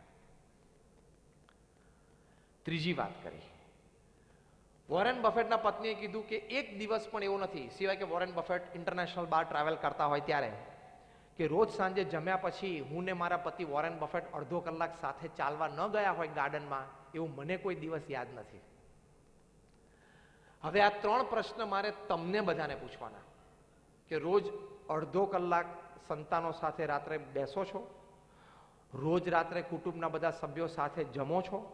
અને ત્રીજો, રોજ રાત્રે તમે પતિ પત્ની જેને 50, 60, 70 વર્ષ સાથે રહેવાનું છે તો અડધો પોણો કલાક એકબીજાને સમય આપીને કંઈ ચાલવા ગયા હોય, બેઠા હોય, એવું રોજ બને છે? એક પણ આંગળી ઊંચી નથી. ક્યાંથી હોય? આપણે બધાને અબજોપતિ બની જવું છે. હું બહુ કામ કરીશ ને બહુ મોટો ધંધો વિકસાવીશ ને એટલે અબજોપતિ થઈ જઈશ.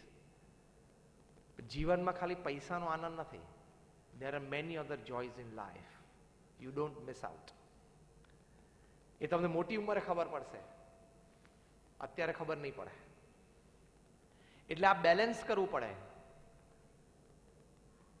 વોરેન બફેટ આ બેલેન્સ કર્યું એ મૂરખ, અને આપણે રાત દિવસ ધંધાનો વિચાર કરીએ છીએ એ આપણે ડાયા. વોરેન બફેટના પત્નીએ કીધું કે સાંજે 6 વાગે એટલે વોરેન બફેટ એમનો મોબાઈલ ઓફ કરી દે છે. આ તો બહુ જ અઘરું છે. 6 વાગ્યા પછી એને કઈ કામ નહીં રહેતું એમ ને? અગેન તમને યાદ કરાવું છું, હું જે વ્યક્તિની વાત કરું છું $100 અબજ માણસ છે. હા, his personal wealth is more than the GDP of 130 countries individually. દુનિયાના 130 દેશોના વ્યક્તિગત જીડીપી કરતા આ માણસ મોટો છે. એટલે દુનિયાના 130 દેશમાંથી કોઈ પણ દેશને ઊભો ખરીદી લેવો હોય ને એટલી આ માણસમાં તાકાત છે. ઇન શોર્ટ, હું એની વાત કરું છું. એના બધા પૈસા લઈને સુરતમાં ઇન્વેસ્ટ કરે ને તો આખા સુરતને પૃથ્વીની જેમ ફેરવી નાખે. તંત્ર અડધું સુરત બેઠું ને બેઠું ખરીદી લે એવી તાકાત છે એની. એ માણસની અવાજ ચાલે છે. હા, તો મેં તમને એક વ્યક્તિની વાત કરી, આવી 50 વ્યક્તિઓની વાતો મને ખબર છે. They have understood life. જીવન શું છે ને સમજ્યા છે. એટલે વોરેન બફેટને ક્યારેય ટેન્શન નથી. અને આપણે 6 વાગ્યા પછી મોબાઈલ ચાલુ રાખીએ છીએ. 6 વાગ્યા નહીં, રાત્રે 11 વાગે, રાત્રે 11:30 વાગે, 11:15 વાગે સુતી વખતે પણ પાછો મોબાઈલ જોઈએ. કોઈનું વોટ્સઅપ છે, કોઈનું SMS છે. તે રાત્રે 11 વાગ્યા સુધી તું મોબાઈલ ચાલુ રાખે છે એટલે તું પ્રાઇમ મિનિસ્ટર ઓફિસમાંથી કોઈ ફોનની અપેક્ષા રાખસ? તને એમ કે તને 2G વિશે ને સ્પેક્ટ્રમ વિશે ને કોલ સ્કેમ વિશે બહુ ખબર છે એટલે કોઈક દિવસ જોઈન્ટ પાર્લામેન્ટરી કમિટી માટે તમને PMO માંથી ઇન્વિટેશન આપે એમ તમે માનો છો? આ તો કદાચ નરેન્દ્રભાઈને તમારી તાત્કાલિક જરૂર પડી એવું તમે માનો છો? ભાઈ, તમારી જરૂર કોઈ નથી. આજે ખાલી આ સેમિનાર પતે પછી ટ્રાય તો કરજો. બંધ નહીં, સાયલેન્ટ ઉપર રાખજો ને ફોન આવે તો જોજો. ઇમરજન્સી હોય ને, જન્મ મરણનો ખેલ હોય ને તો ફોન ઉપાડજો. બાકી રિંગ જવા દેજો, ભલે મિસ કોલમાં જાય. તમે જુઓ તો ખરા, કાલ સવારે ભારતના પ્રધાનમંત્રી કે ભારતના રાષ્ટ્રપતિ કે સુપ્રીમ કોર્ટના જજ કે મુખ્યમંત્રી કે કોઈ મિનિસ્ટર કે કોઈ મોટી વ્યક્તિ તમારી પરવાનગી વગર, તમને જણાવ્યા વગર રાજીનામું આપે છે કે નહીં? તમને એમ છે કે કદાચ એ લોકોને કંઈક મોટો નિર્ણય લેવો અને મારી જરૂર પડી એટલે હું 12 વાગે ફોન ચાલુ રાખું છું? આપણા જેવા ભારતમાં 125 કરોડ છે. આપણે કોઈએ કેફ રાખવાની અમારે કે તમારે જરૂર નથી કે મારા વગર છે ને સ્વામી મારે તો ફોન ચાલુ જ રાખવો પડે, મારા વગર આ તંત્ર અટકે. બધા ઘણા આવા શબ્દ બોલે છે, મારા વગર આ તંત્ર અટકે. એકચ્યુઅલી તારા વગર વધારે સારું ચાલશે. ટ્રાય કર, બોલ.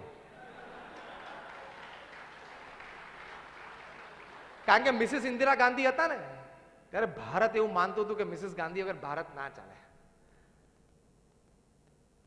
જયારે ઈરાનના શાહ હતા ને ત્યારે લોકો માનતા હતા કે શાહ ના હોય ને તો ઈરાન ના ચાલે. 25 વર્ષ ઈરાન ઉપર રાજ કર્યું. જયારે રોનાલ્ડ રેગન અમેરિકાના પ્રેસિડેન્ટ હતા ને ત્યારે લોકોને એમ થતું કે આવો પ્રેસિડેન્ટ હોય ને તો જ અમેરિકા સંભવે, બાકી અમેરિકા મહાસત્તા ના રહી શકે. રેગન તો જોઈએ જ. આજે 3 માંથી કોઈ નથી ને તોય 3 દેશોએ ખૂબ પ્રગતિ કરી. એમ તમે કદાચ કુટુંબમાં ના હો ને તો એ કુટુંબ સુખી હોઈ શકે. ચિંતા નહીં કરવાની. ઘણા બધાના ઘરે તમે સવારે 9 વાગે ઘરેથી નીકળતો છો ને એટલે ઘણા બધાને થતું હશે કે હા હવે સાંજે 6 વાગ્યા સુધી ખાલી જગ્યા તમે પૂરી હો, શાંતિ. આ સ્ટ્રેસ મેનેજમેન્ટ. તમે સવારે 9 વાગે ઘરેથી નીકળો એટલે ઘરમાં ઘણા બધાને એમ થતું હશે કે હવે સાંજે 6 વાગ્યા સુધી શાંત. જો બધા બોલે છે મોઢેથી, એટલે કોઈએ આપણે એવું માની લેવાની જરૂર નથી કે મારા વગર ઘર ન ચાલે, મારા વગર ધંધો ન ચાલે, મારા વગર વહીવટ નહીં ચાલે. બધું જ ચાલશે, વધારે સારું ચાલશે. You manage your time. સમય મેનેજ કરીને બેલેન્સ કરો, નહીં તો પ્રોબ્લેમ આવશે જ. એટલે 8+8+8 ની સિસ્ટમ બને ત્યાં સુધી એન્ફોર્સ કરવાનો પ્રયત્ન કરજો. એમાં છેલ્લા 8 ની આપણે વાત ચાલે છે કે ફેમિલી, એવી જ રીતે ફ્રેન્ડ્સ, એવી રીતે હેલ્થ, હાઇજીન અને હોબી.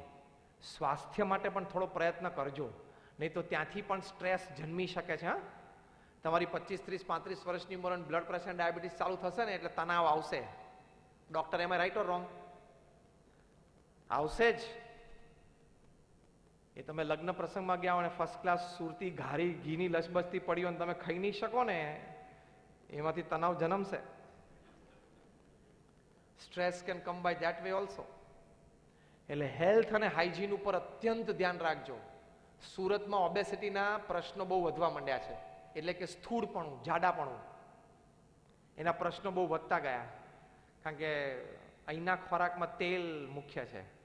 શાક ને બધું જે તેલમાં તરતું હોય છે ને, ભયંકર છે. સુરતમાં હાર્ટ એટેક, કાર્ડિયાક એરેસ્ટનો રેટ પોપ્યુલેશન પ્રમાણે પણ બહુ જ ઊંચો છે. એનું કારણ આ છે, બેઠાડું જીવન.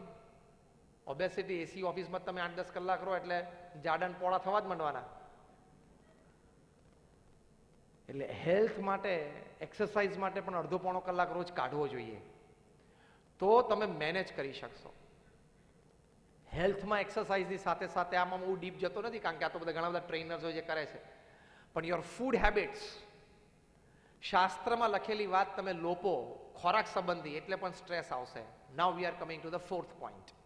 સ્ટ્રેસ ક્યાંથી આવે છે? શાસ્ત્રમાં લખેલું છે કે સવારે રાજા જેવું ખાવું, બપોરે શેઠ જેવું ખાવું અને સાંજે ભિખારી જેવું ખાવું. આપણે રિવર્સ થઈ ગયું. આપણું મેઇન ફૂડ ડિનર થઈ જાય છે ને, રાત્રે પાર્ટીઓમાં ગયા હોય એટલે ભરપેટ ભોજન. તમે 9 વાગ્યા પછી રાત્રે જમો અને રાત્રે સુવો, તમે ગમે તેટલી એક્સરસાઇઝ કરો ને તો તમારું પેટ 12 વાગ્યા આગળ રહે જ નહીં. જેનું પેટ બહાર હશે ને બધા તમે 8:30 પછી જમતા હશો, 9 વાગ્યા પછી. હેપન્સ. એક આ વાત લખી છે. બીજું લખ્યું છે ગરમ ગરમ જમવું અને ઠંડા પાણીએ નાવું. આપણે રિવર્સ થઈ ગયું. ઠંડુ ઠંડુ ફ્રીજનું જમવું અને ગરમ પાણીએ નાવું. ઇફેક્ટિંગ યોર હેલ્થ. અહીંથી સ્ટ્રેસ જન્મી શકે છે કારણ કે તમારી હેલ્થ બગડે છે. પ્રમુખ સ્વામી મહારાજ એક આગળની સરસ વાત કરી છે. પ્રમુખ સ્વામી મહારાજ સાહજિક એક વખત બોલેલા કે કમ ખાઈએ તો શરીર સારું રહે અને ગમ ખાઈએ તો મન સારું રહે. Stress management. કોઈ જગ્યાએ તણાવ આવે જ નહીં, શરીર સારું રહે અને મન સારું રહે તો તણાવ આવવાની શક્યતા જ નથી. એટલે યોર ફૂડ હેબિટ્સ, શાસ્ત્રમાં લખેલું છે, શ્રીમદ ભગવદ્ ગીતામાં ભગવાન સ્વામિનારાયણે પણ વચનામૃતમાં લખ્યું છે, વિષયા વિનિવર્તન્તે નિરાહારસ્ય દેહિનઃ.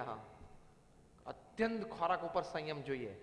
ઘણા તો પેટ આમ ગટર હોય ને એવી રીતે અંદર બધું નાક કરે છે. You have to control your self, નહીં તો એમાંથી બહુ જ હેલ્થ રિલેટેડ ઇસ્યુઝ ઊભા થાય છે. અને આ જંક ફૂડ, એના તો બધા આર્ટિકલ્સ તમે વાંચ્યા હશે, હું તો ખાલી એક જ લીટીમાં કહું છું, એમાંથી મલ્ટિપલ ડિઝીઝ ઊભા થાય છે. બરાબર છે ને? આ તૈયાર ફૂડ બધું આવે છે, જંક ફૂડ અને સોફ્ટ ડ્રિંક્સ, એ તમારી હેલ્થ ભયંકર રીતે બગાડી શકે. એમાંથી પછી સ્ટ્રેસ જન્મશે. એટલે આ સ્ટ્રેસ માટે health is also very important. Fifth important thing is sum lack of basic understanding. અમુક મૂળભૂત વિચારો એ આપણા મનમાં એકદમ ક્લિયર હોવા જોઈએ અને આપણા વર્તનમાં પણ એકદમ સ્પષ્ટ હોવા જોઈએ. કેવા વિચારો? તો પહેલા આપણા એટીટ્યુડ સંબંધી વિચારો, એટલે કે આપણા દ્રષ્ટિકોણ અને વલણ સંબંધી વિચારો. સમજવાનું કે બધું આપણું ધાર્યું નથી થતું, આપણા મન પ્રમાણે નથી થતું. મારું ધાર્યું થાય, મારા મન પ્રમાણે થવું જોઈએ, કારણ કે હું આ કુટુંબનો વડીલ છું, હું આ ધંધાનો ચેરમેન છું, એટલે હું કહું એમ થવું જ જોઈએ. છે આ શક્ય? યસ ઓર નો? અહીંથી સ્ટ્રેસ જન્મે છે. આપણા વલણ, આપણી માનસિકતા અને આપણા વિચારો. પરિસ્થિતિને અનુકૂળ થવું એ પણ આપણું વલણ છે. વ્યક્તિને અનુકૂળ થવું એ પણ આપણું વલણ છે. સંજોગોને અનુકૂળ થવું એ પણ વલણ છે. અનુકૂળતા તો લાઈફમાં બધાએ લાવવી પડશે. દરેકનું મનનું ધાર્યું કાયમ નથી થતું. થાય છે? 100% અત્યાર સુધી બધા જ કામ પોતાના મન ધાર્યા પ્રમાણે થયા હોય એ વ્યક્તિ આંગળી ઊંચી કરો કે મારા જીવનના બધા કામ મારા નિર્ણય પ્રમાણે થયા છે. જીમી ટૂર નીકળી છે બધી આપણા પ્રમાણે? તારે રાકેશ બધું આપણા પ્રમાણે કામ થયું? ના થાય. Pluses and minuses is part of life. Give and take is the system. High and lows are the rule of the law, rule of the land. તો એ વખતે વલણ સવડું રાખવાનું, અભિગમ સરખો રાખવાનો, તો મન બગડે નહીં. એ બહુ જ જરૂરી છે. તુકારામ હતા, એમને જીવનમાં કેવો પ્રસંગ બની ગયો. એમના જીવનનો જે પ્રસંગ બન્યો આપણા જીવનમાં આવે ને તો સખત સ્ટ્રેસ આવે, તણાવ. તુકારામને બધા ગામવાળાએ કીધું કે આ તો આપણું ગામ બગાડે છે, છોકરાઓને વ્યસન મુક્ત કરે છે, ભગવાનમાં શ્રદ્ધા કરાવે છે, એટલે આનું આપણે અપમાન કરીને ગામમાંથી એને કાઢી મૂકો. એટલે ગધેડા ઉપર બેસાડ્યા, માથેથી બધા વાળ કાઢીને મુંડન કરાવી દીધું, માથે ચૂનો ચોપડ્યો, ઊંધા બેસાડ્યા, ગધેડેનું પૂંછડું હાથમાં આપ્યું અને ગળામાં રીંગણાની માળા પહેરાવી અને ગામમાં ઢંઢેરો પીટાવીને કાઢ્યા અને છોકરાઓએ ધૂળ નાખી. હવે કેટલું અપમાન કહેવાય. ઘરે પાછા આવ્યા ને ગધેડા પરથી ઉતર્યા એટલે એમના પત્ની કીધું કે હું તો આપઘાત કરી નાખું છું. મારા પતિનું આવું અપમાન ગામમાં હું સહન ન કરી શકું. કાલે સવારે કુએ મારે પાણી ભરવા જવું અને લોકો મને શું કહેશે, કેમ જોશે. તુકારામ એમના પત્નીનો હાથ પકડીને અંદર લઈ ગયા કે જો આમાં શું ખોટું થયું? અરે કે શું બધું ખોટું થયું? આપણું આટલું અપમાન થયું? તુકારામ કે જો આપણા લગ્ન 18 વર્ષ પહેલા થયા ત્યારે આપણે ઘોડે સવારી થઈ નહોતી, ગામમાં આપણો વરઘોડો નીકળ્યો નહોતો, ત્યાં આજે આ લોકોએ મફતમાં કાઢ્યો. ફેરફાર એ વિચારધારામાં જ કરવાનો છે. બીજું, આપણે ગરીબ છીએ, છેલ્લા 6 મહિનાથી હું વાળ નહોતો કપાવી શક્યો, તો આ લોકોએ વાળ કાપી આપ્યા, પાસે ચૂનો ચોપડ્યો ને એટલે હવે ખોળો પણ નહીં થાય, ડેન્ડ્રફ એનો ઇસ્યુ પણ જતો રહ્યો. અને ત્રીજું, લે આ રીંગણાની માળા. આપણે અઠવાડિયાથી શાક નહોતું ખાધું, રોટલો અને છાશ જ ખાતા હતા. શાક કરને આપણે બે ખાઈએ, ગામને જે બોલવું એ બોલે, ગામને જે બોલવું હોય એ બોલે. હવે આ વ્યક્તિને ક્યારેય સ્ટ્રેસ આવે નહીં તો બીજી કોઈ વ્યક્તિ હોય ને આ અપમાનની નીચે દબાઈ જાય. આવું મારું અપમાન, લોકો હવે શું જોશે, મને શું વિચારશે. તુકારામને કાંઈ નહોતું. જે થયું એમાંથી પોઝિટિવ શું લેવાનું એટલું જ વિચાર કરવાનો, તો સ્ટ્રેસ નેવર કમ્સ. તણાવ આવે જ નહીં. આપણા જીવનમાં પણ જે પ્રસંગો બને છે ને એમાં તમે આવું સવડું વિચારી શકો છો તો સ્ટ્રેસ નહીં આવે. It has been proved that what happens with you is only 10%. How you take it is 90%. તમારી સાથે જીવનમાં કોઈ પણ ઘટના બને ને એની ઇમ્પેક્ટ 10% જ હોય છે. તમે એ ઘટનાને કેવી રીતે લો છો, જોવો છો ને એની ઇમ્પેક્ટ 90% હોય છે. What happens with you is 10%. How you take it is 90%. પ્રમુખ સ્વામી મહારાજ એમના જેટલા સન્માનો થયા છે ને, દુનિયાની મોટી મોટી પાર્લામેન્ટ, કેન્યા કે બ્રિટિશ પાર્લામેન્ટમાં સ્ટેન્ડિંગ ઓવેશન સાથે પ્રમુખ સ્વામી મહારાજના સન્માન થયા છે. અને એવા જ પ્રમુખ સ્વામી મહારાજના અજ્ઞાની લોકોએ તિરસ્કાર કરીને અપમાન પણ કર્યા છે. આ બંને પરિસ્થિતિમાં પ્રમુખ સ્વામી મહારાજનું સંતુલન અમે નજરે જોયું છે. સ્થિરતા. કોઈ માન આપે, હાર પહેરાવે ને કી ટુ ધ સિટી આપે અને સ્ટેન્ડિંગ ઓવેશન. કેનેડાની પાર્લામેન્ટમાં 540 સાંસદો પ્રમુખ સ્વામી મહારાજ માટે ઉભા થઈ ગયેલા. તો એ પ્રમુખ સ્વામીના ચહેરા ઉપર મને આવું માન મળે છે એવી એક લકીર નથી. અને લોકોએ એમના જબરદસ્ત મોઢા અપમાન કર્યા છે તો પણ સ્થિરતા. કેમ? આ વલણ કે તમારી સાથે જે કંઈ ઘટના બને છે ને એની ઇમ્પેક્ટ 10% જ છે. તમે ઘટના વિશે શું વિચારો છો, કેવી રીતે લો છો, એની 90% ઇમ્પેક્ટ છે. તો પ્રમુખ સ્વામી મહારાજ એવું માને છે જે કંઈ થાય છે ભગવાનની ઈચ્છાથી થાય છે. માન મળ્યું ભગવાનની ઈચ્છા, અપમાન થયું ભગવાનની ઈચ્છા. આપણે શું કામ આપણો આનંદ ગુમાવો? હવે આ વ્યક્તિને કોઈ દિવસ સ્ટ્રેસ આવે? કોઈ દિવસ તણાવ ના આવે. પ્રમુખ સ્વામી મહારાજ એક બહુ સરસ વાત સમજાવે છે કે જીવનમાં ક્યારેય સામાજિક કે કૌટુંબિક જીવનમાં તણાવ ના આવે એની માટે એક સમજણ, એક વલણ, એક વિચાર શું રાખવાનો. ધારો કે પ્રમુખ સ્વામી મહારાજ બહુ સરસ સમજાવે છે કે કોઈ તમને કીધું કે તમે ગધેડા જેવા છો.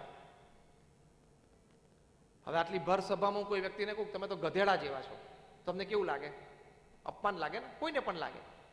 પ્રમુખ સ્વામી મહારાજ કહે છે કે કોઈ તમને એમ કે ને ગધેડા જેવો છો, એ સ્વામી કહે છે કે આપણે આંખ બંધ કરવી અને 2-5 સેકન્ડ વિચારવું કે મારે ધોળું ચામડું છે, મારે પૂંછડું છે, મારે 4 પગ છે, મારે લાંબા લાંબા કાન છે? નથી. તો હું ગધેડો નથી, હું માણસ છું. આટલું જ વિચારવાનું હોય છે આમાં. પ્રમુખ સ્વામી મહારાજ કહે છે કે તને ગધેડો કીધો ને ત્યારે તું ગધેડો નથી થયો, પણ તે બાઈ ચડાવીને કે મને ગધેડો કીધું, હવે થયો, હવે તું થયો. કોઈ કહી જાય એમાં ક્યાં આપણે બની જઈએ છીએ? કોઈ આપણને કહી જાય એમાં આપણે બની નથી જતા. જે રિએક્શન આપીએ છીએ ને ત્યારે આપણે બનીએ છીએ. That reaction is stress. એ જે રિએક્શન છે ને પછી આખી જિંદગી યાદ રાખે કે આને મને ગધેડો કીધો હતો. બોલે, જીભ છે તો બોલે. પ્રમુખ સ્વામી મહારાજ બીજું શીખવાડે છે. તમારું નામ શું? લાલજીભાઈ. પ્રકાશના ફાધર. હા, આપણે મળ્યા છીએ. તમને કોઈ એમ કે આમ હાથ લાંબો કહી કે તમે તો લાલજીભાઈ ગધેડા જેવા છો, તો આટલું જ વિચારવાનું છે. અને બીજું તમારી સામે જોઈને કહું કે કાંતિભાઈ અહીંયા હો તો તમે મને શું કહો? હું કાંતિ નથી. તમે બોલ્યા ને કે હું કાંતિ નથી, હું લાલજીભાઈ છું. એમ કોઈ ગધેડો કે ત્યારે આટલું જ કહેવાનું, ભાઈ હું ગધેડો નથી, હું મુકેશ, ચિરાગ, અનિલ એટલો જ છું, હું ગધેડો નથી. તમારે ક્યાંક જોવામાં ફેર લાગે, આટલું જ કહેવાનું છે. બહુ સ્થિરતા રાખવાની, બહુ જ ધીરજ રાખવાની. તમને કોઈક એક શબ્દમાં ઇગ્નાઇટ કરી જાય એટલા બધા તમે વીક છો. કોઈક એક શબ્દ નાખે અને તમે ઇગ્નાઇટ થઈ જાઓ એટલા બધા વીક છો. હા કે ના? હા કે ના બોલો?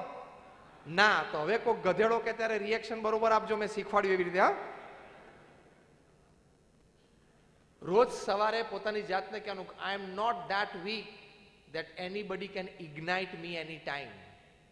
કોક મારો ટેમ્પરામેન્ટ ને મારો મૂડ એક સેકન્ડમાં અને એક શબ્દમાં ફેરવી નાખે એટલો બધો હું નિર્બળ નથી.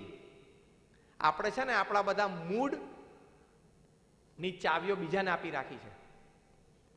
તમે જોજો, એક સેકન્ડમાં કોક આપણને મૂડલેસ કરી નાખે, એક સેકન્ડમાં કોક આપણને મૂડમાં ચડાવી દે. આપણે ચાવીઓ બીજાને આપી રાખી છે એટલે સ્ટ્રેસ આવે. પાર્ટીમાં કોઈ સારા કપડાં પહેરીને આવ્યો ને 3 જણાને તમે વારાફરતી મોકલો ને કે જામતું નથી, પછી 2 મિનિટ પછી પાછો બીજો જાય, કોમ્બિનેશન કેમ આવું પહેરી લાવ્યો? કોઈક ત્રીજો જાય કે ભૂરું લાલ પહેરાતું હશે, પેલો પાર્ટીમાંથી જતો રહ્યો કપડાં બદલાઈને આવે. એટલું આપણું માનસ વીક હોય છે. ભાઈ તે નક્કી કર્યું, તે પહેર્યું છે ને, એન્જોય, સિમ્પલ. અમે આ કપડાં પહેરીને આખી દુનિયામાં ફરી તો લોકો જોયા કરે કે આ શું પહેરે છે, ફાઇન, એ જોવે તો એ જોવે. મને જે ગમ્યું, જે સારું લાગ્યું, મારા ગુરુની જે આજ્ઞા છે પ્રમાણે છે, it's fine, it's okay, you leave your life. તમે તમારી લાઈફ પરફેક્ટ એટીટ્યુડથી જીવતા હો ને તો કોઈ તમને ડિસ્ટર્બ નહીં કરી શકે. એટલે પછી તમે શું કામ સ્ટ્રેસમાં આવી જાઓ? તમે કેવી રીતે સ્ટ્રેસમાં આવી જાઓ? પિયુષને આજે કહેજો, હવે મને પકડાયું, ધર્મનંદન પિયુષ મુંબઈમાં અમે ખૂબ મળેલા.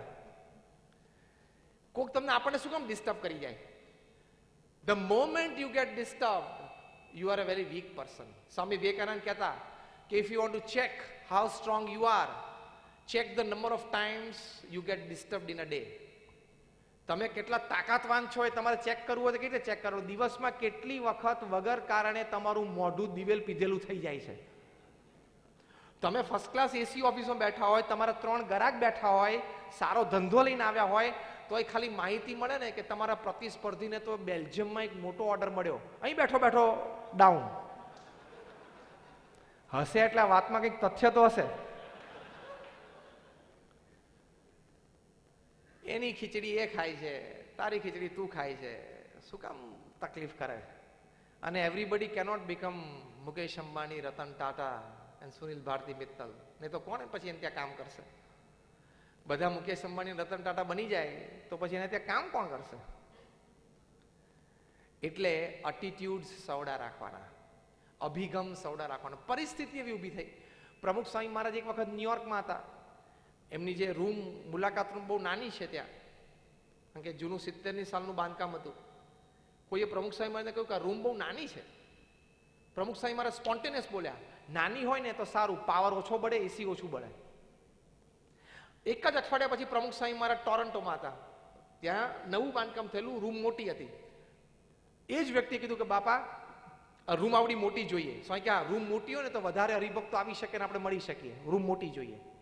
રૂમ નાની હતી ત્યારે પણ સવડું પડ્યું, રૂમ મોટી થઈ ત્યારે પણ સવડું પડ્યું. આપણે રિવર્સ થઈ જાય છે ને એટલે સ્ટ્રેસ આવે છે.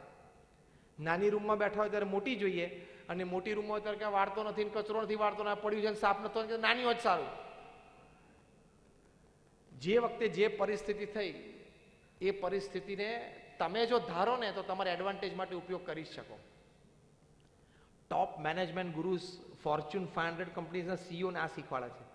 જે 10,000, 25,000, 50,000 કરોડના વહીવટ કરે છે ને એ બધાને આ શીખવાડે છે. Ken Blanchard, Jim Collins. ગમે તે પરિસ્થિતિ ઊભી થઈ ને, માન કે અપમાન, તિરસ્કાર, ખોટ, લાભ, એને તમે ખૂબ સારી રીતે સમજીને પરિસ્થિતિને ફેરવી શકો તમારા એડવાન્ટેજ માટે. તમને આવડવું જોઈએ. બધું લખાણ ઉપર છે. રજૂઆત, દલીલ, બધું વકીલો કહે છે ને બધું લખાણ ઉપર છે. શબ્દ કયા વાપર્યા? એક શબ્દ ઉપર રમત આમ થઈ જાય અને એક શબ્દ ઉપર રમત આમ થઈ જાય. એમ કોઈ ગધેડો કે તો આપણે આટલું જ વલણ રાખવાનું છે. એટલે that is very very helpful. એટલે આ વલણ, અભિગમ. પ્રમુખ સ્વામી મહારાજ ઘણા વર્ષો પહેલા ફાર્ગો ગાડીમાં વિચરણ કરતા હતા. એક વખત એવું બન્યું કે કંઈક 4-6 મહિનાના ગાળામાં 3 એક્સિડન્ટ થયા.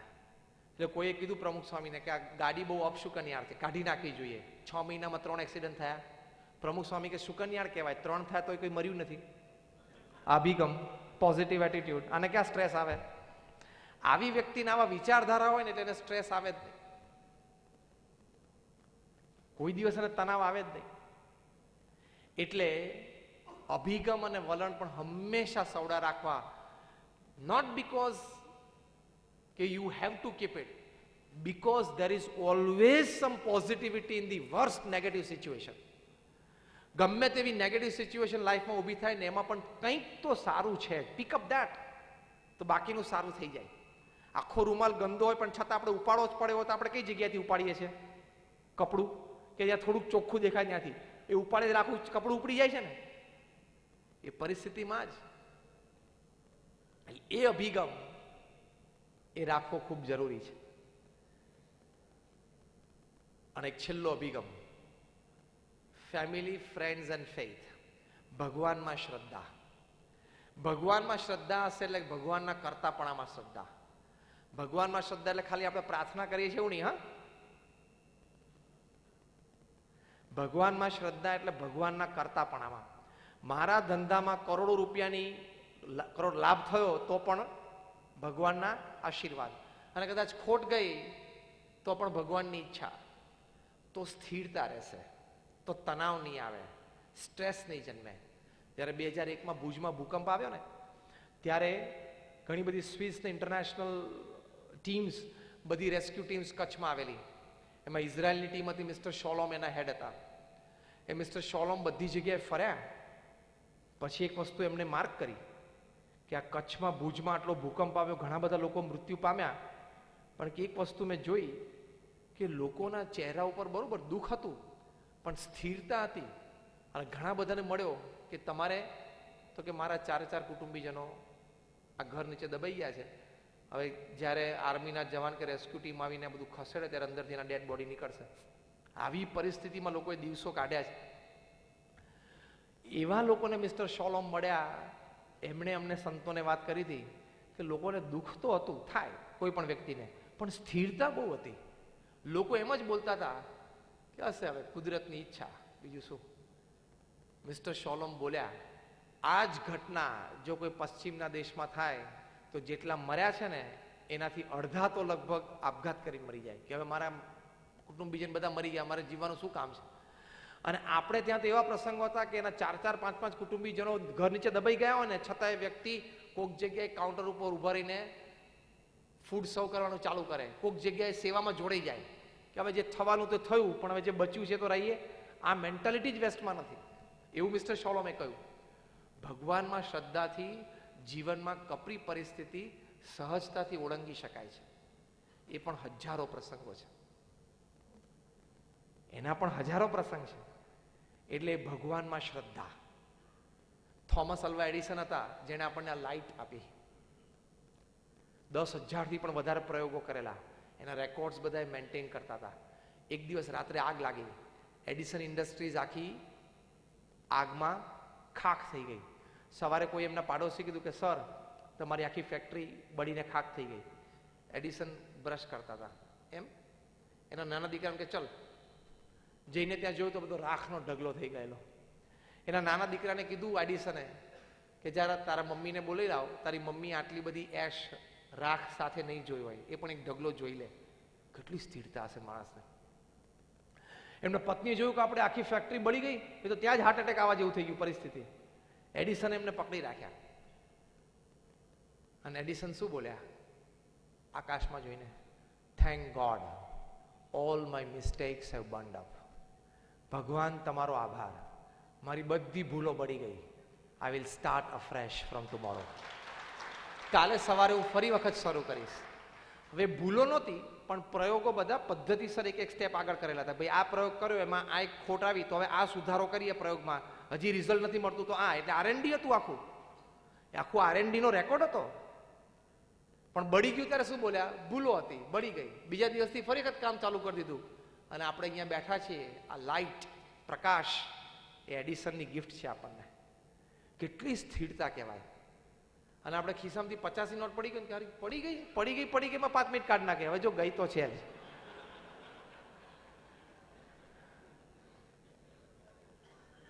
અમુક વસ્તુ જીવનમાં સ્વીકારી લેવાની એટલે સ્ટ્રેસ ના આવે કોઈ દિવસ. ભગવાનમાં શ્રદ્ધા હોય ને એને કોઈ દિવસ સ્ટ્રેસ આવ્યો જ નથી. થોમસ અલ્વા એડિસનને ના આવ્યો, મીરાબાઈ તુકારામ નરસિંહ મહેતાને ના આવ્યો. તો એ ભગવાનમાં શ્રદ્ધા એ બહુ જ ઇમ્પોર્ટન્ટ વસ્તુ છે. એની માટે નિત્ય પ્રાર્થના કરવી. હવે આ પણ તમને એમ લાગશે કે સાધુ છું એટલે રોજ ભગવાનને પ્રાર્થનાની વાત કરું છું. હું તમને 100 મહાન વૈજ્ઞાનિકોના નામ આપું. Thomas Alva Edison, sir Isaac Newton, Archimedes, Albert Einstein, આ દુનિયાના પ્રથમ 100 વૈજ્ઞાનિકો રોજ પ્રાર્થના કરતા હતા. મૂર્ખ હતા? ફોર્ચ્યુન 500 કંપનીઝના સીઈઓઝને ટ્રેન કરનારા બધા મેનેજમેન્ટ ગુરુ છે. 1 મિનિટ બોલવાના 1 લાખ રૂપિયા લે છે. એટલે કે 1 કલાક બોલવાના $1 લાખ ચાર્જ કરે છે. એ પણ એમના સેમિનાર્સમાં રોજ ભગવાનને પ્રાર્થના કરવાનું શીખવાડે છે. તો શું એ બધા મૂર્ખ છે? એને સાંભળનારા મૂર્ખ છે?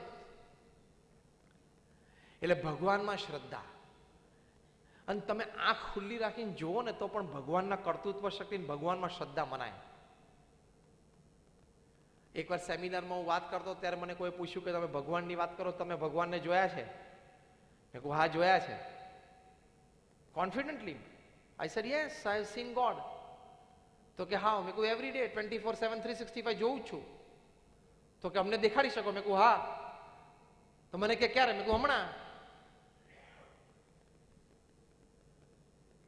બોલો, સ્થિર થઈ ગયા બધા. Can you show us God? I said yes. When? I said now. અત્યારે. રોજ આપણે સૂર્યને જોઈએ છે ને, શાસ્ત્રમાં સૂર્યને દેવ કયા છે, પણ ચલો તમે શાસ્ત્રની વાત ના માનો, લેટ મી ટોક સાયન્સ. હું વિજ્ઞાનની વાત કરું. ભગવાનનું પહેલું લક્ષણ શું? Power, energy. એ ભગવાનની પહેલી શક્તિ છે ને. સૂર્યનો પાવરનું રિપ્લેસમેન્ટ છે? ધારો કે કોઈ કારણસર કાલ સવારે સૂર્ય એમ કે આજે આપણે નથી ઉગવું, ચલો, તો આ નાસાના બધા વૈજ્ઞાનિકો, યુરોપિયન સ્પેસ એજન્સીના વૈજ્ઞાનિકો, આપણા ઈસરોના બધા વૈજ્ઞાનિકો, પૃથ્વી ઉપર 5000 વૈજ્ઞાનિકો ભેગા થાય, આસ્તિક હોય આસ્તિક ને નાસ્તિકના સરદાર હોય નાસ્તિક, પણ એ 5000 વૈજ્ઞાનિકોની તાકાત છે કે સૂર્ય ના ઉગે તો અજવાળું પાથરી શકે પૃથ્વી ઉપર? યસ ઓર નો? પૃથ્વી ઉપર સળગાવા જેવી જેટલી વસ્તુ છે ને બધી સળગાવો, તેલના કુવા ને કાગળ ને કાપડ ને બધું, તો એ સવાર પડે? સવારે તો એ ઉગ્યા ને 9 કરોડ માઇલ દૂર છે, 13 લાખ કિલોમીટર દૂર છે, ત્યાંથી ઉગે ને પછી જ સવાર પડે. એનું કોઈ રિપ્લેસમેન્ટ જ નથી. That is God, A power. આ સીધું દેખાય છે ને કે ભગવાન છે. ત્યાં સૂર્ય ઉપર હમણાં નાસાએ શોધ્યું, હું 10 મિનિટ વધારે લઉં તો ચિંતા નથી ને? બધાને જમવાનું છે જ પ્રેમથી, એટલે ચિંતા ના કરતા. આ તો શું પેલું પાછળ બધું ગોઠવા માંડ્યું, સુગંધ આવવા માંડે ને તો પાછો પ્રશ્ન. હમણાં નાસાએ શોધ્યું કે સૂર્યની સરફેસ ઉપરથી ગરમી અહીંયા આવે છે. તમે વિચાર કરો, 13 લાખ કિલોમીટર દૂરથી આટલી ગરમી ફેંકી શકે. સૂર્યની સપાટી ઉપર દર સેકન્ડે 60,000 કરોડ ટન હાઇડ્રોજન ગેસ હિલિયમમાં ફેરવાય છે. 60,000 કરોડ ટન હાઇડ્રોજન ગેસ હિલિયમમાં ફેરવાઈ જાય છે. એની જે હીટ ઉત્પન્ન થાય છે, જે તેજ ઉત્પન્ન થાય છે ને, એમાંથી 2 કિરણો પૃથ્વી પર પડે છે અને 50 કરોડ યોજન પૃથ્વી પર અજવાળા પાથરી દે છે. આવી તાકાત. આપણે સૂર્યની વાત કરી અત્યાર સુધીમાં કેટલો ગેસ ફેરવાઈ ગયો? પતી ગયું. તમારા સુપર કોમ્પ્યુટરે પતી ગયા, કેલ્ક્યુલેટર તો પતી ગયા, મોબાઈલના સુપર કોમ્પ્યુટરે પતી ગયા. ઝીરો આટલા આવવા જોઈએ ને ડિજિટમાં. હવે એટલો ગેસ પૃથ્વી ઉપરથી કાઢવો હોય તો ધારો કે એટલો ગેસ કાઢ્યો એટલે પૃથ્વી આવડી થઈ જાય, લીંબુ જેવડી. એટલો પાવર છે એનો. બીજું, 7 અબજની વસ્તી સવારના પોરમાં ઉઠીને ધૂળ નાખવા માંડે. ખરી 45 ડિગ્રી ટેમ્પરેચર શેનો વરસાવે? ઢાંકી દઉં. 7 અબજની વસ્તી ધૂળ ને પ્લાસ્ટિક ને પેલા કંતાર ને બધું ઊંચું કરવા માંડે, તો ડાઘ લાગે. ધૂળ નાખે તો એ ધૂળ ક્યાં આવીને પડે? આપણે માથે. અને સૂર્યને ઢાંકવાનો પ્રયત્ન કરો તો ઢંકાય. અને એને ત્યાંથી એમ થાય કે પૃથ્વીની પ્રજાપતિ દોડડાઈ થાય છે, લાય 2-4 ડિગ્રી વધારે દઉં તો પતી જાય આપણો કાર્યક્રમ. કે આ બધા દોડડાયા થાય છે નીચેથી, લાવો જરા પેલું ટેમ્પરેચર થોડુંક વધારો, અને 50 ને 52 ને 55 અડાડી દે તો કાર્યક્રમ પૂરો. કશું ના થાય. આ તો એક સૂર્યની વાત કરી. આવા 1000 ફેક્ટર્સ એવા છે કે જે આપણી લાઈફ એની ઉપર આપણે ડિપેન્ડન્ટ છે. એક ભગવાનની શક્તિ છે. 400 વૈજ્ઞાનિકોની સભામાં મેં પ્રશ્ન પૂછેલો, મને 400 માંથી કોઈ જવાબ નથી આપી શક્યા.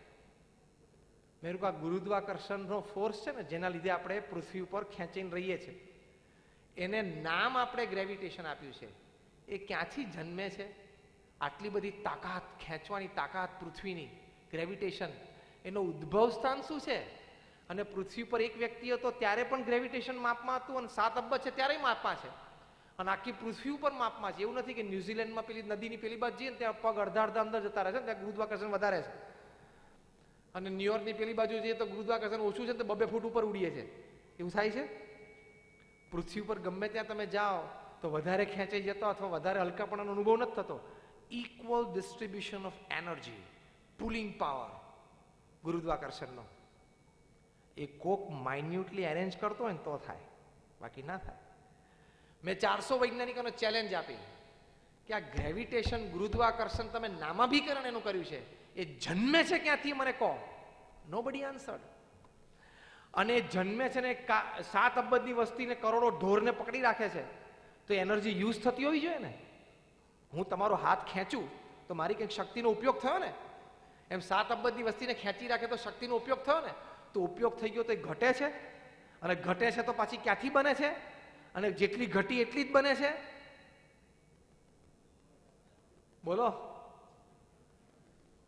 Nobody can answer. 400 વૈજ્ઞાનિક આન્સર ના આપે તો આપણે તમેનું શું આન્સર આપવાના? આવી તો બધી 1000 વસ્તુ છે. પૃથ્વી જે સ્પીડે ફરે છે 1,00,000 કિલોમીટર પર આવર, 1 કલાકની 1,00,000 કિલોમીટરની સ્પીડે ફરે છે. ધારો કે કાલ કંઈક આટા બાટા ઓછા થઈ ગયા, ઓછી ફરવા માંડે તો,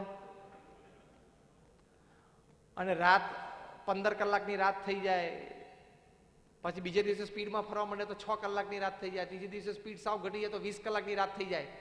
તો ઓફિસે જવું ક્યારે? જમવું ક્યારે? ઉઠવું ક્યારે? ખબર પડી ને? 2 દિવસો બધા કાર્યક્રમ બંધ થઈ જાય. કે લગ્નનું મુહૂર્ત તો કે હવાર પડે પછી થાય ને, કે 20 કલાક તો રાત ચાલે. તે પૃથ્વીની સ્પીડ શું?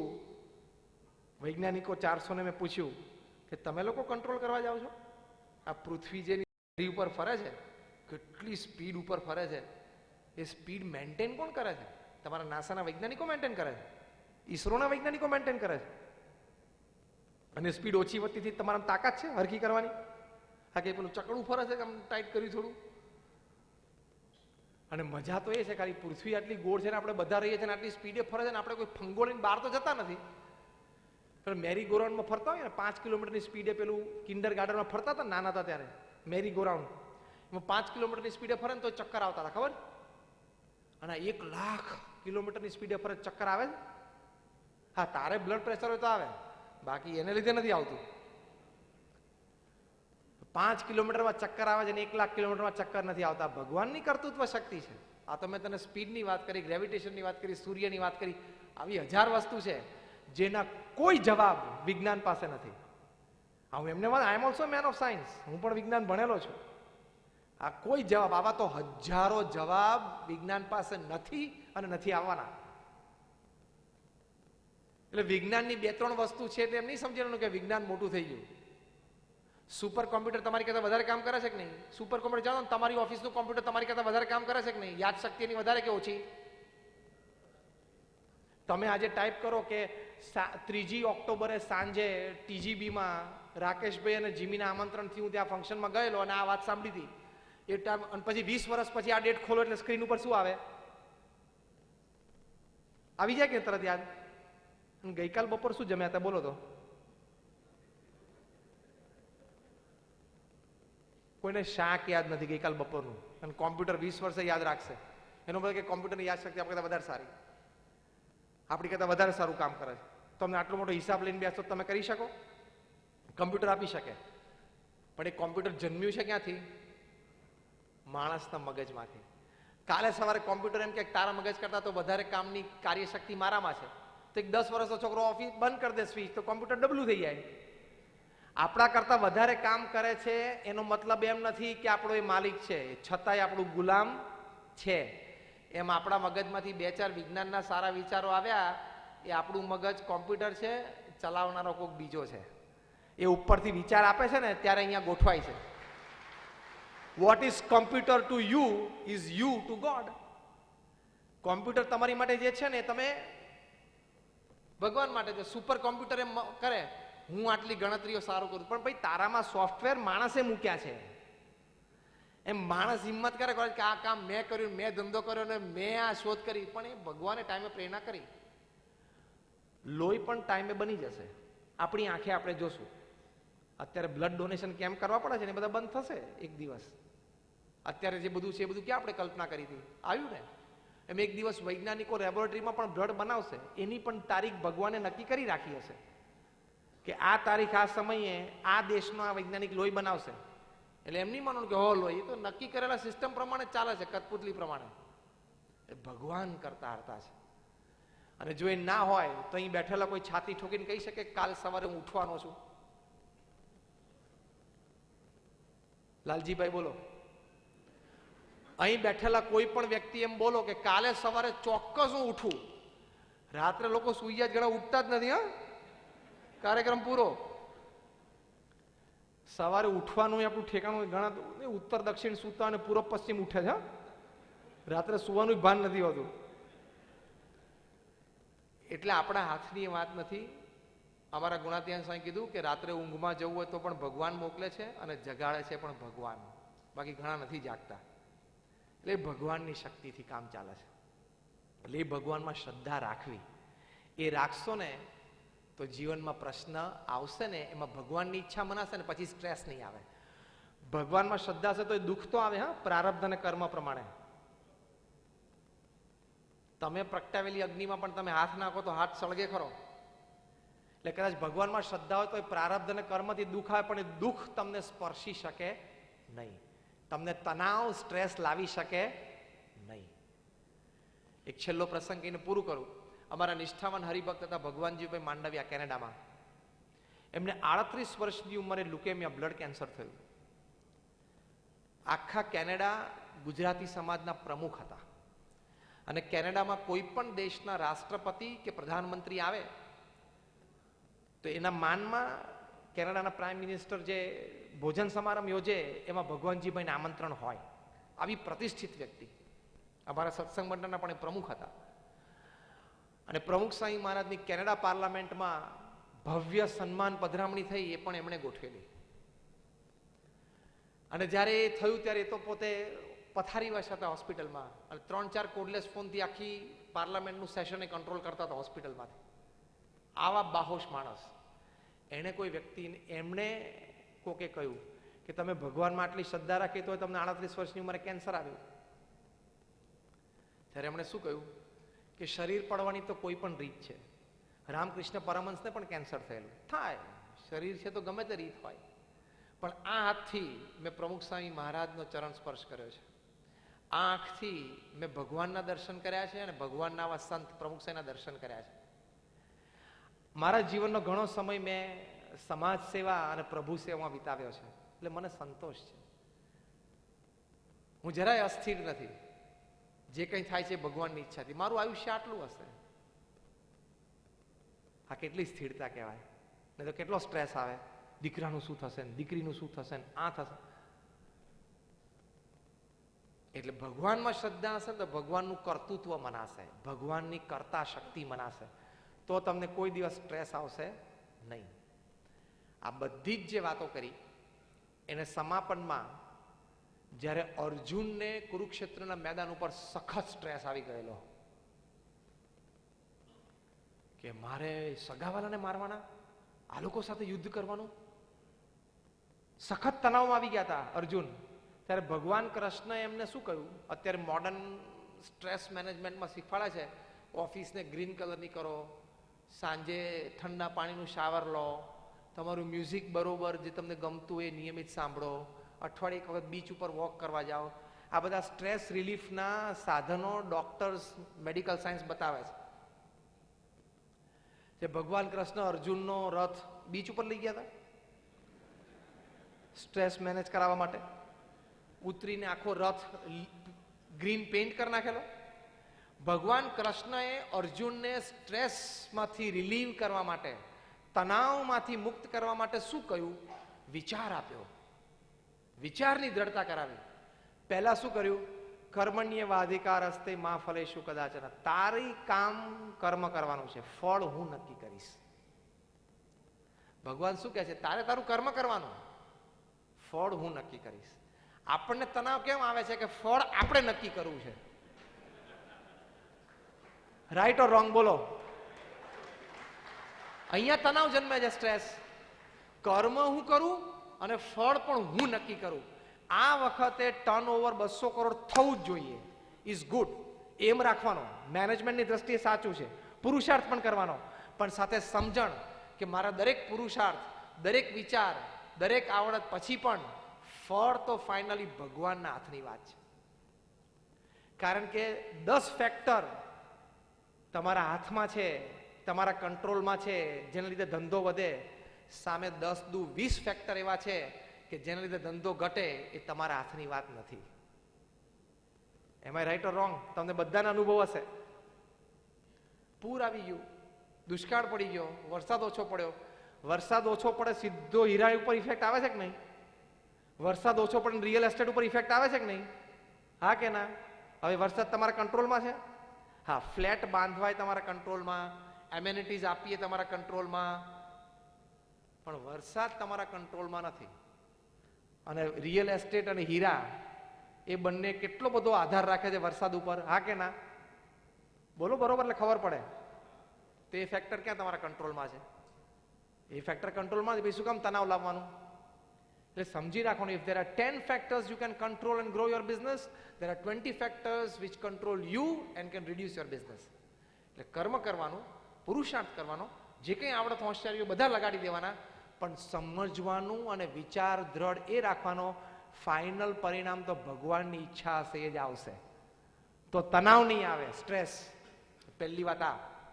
બીજું, ભગવાન કૃષ્ણએ કહ્યું કે મન મના ભવ, તું તારું મન છે ને એ મારામાં રાખ. એટલે કે શું?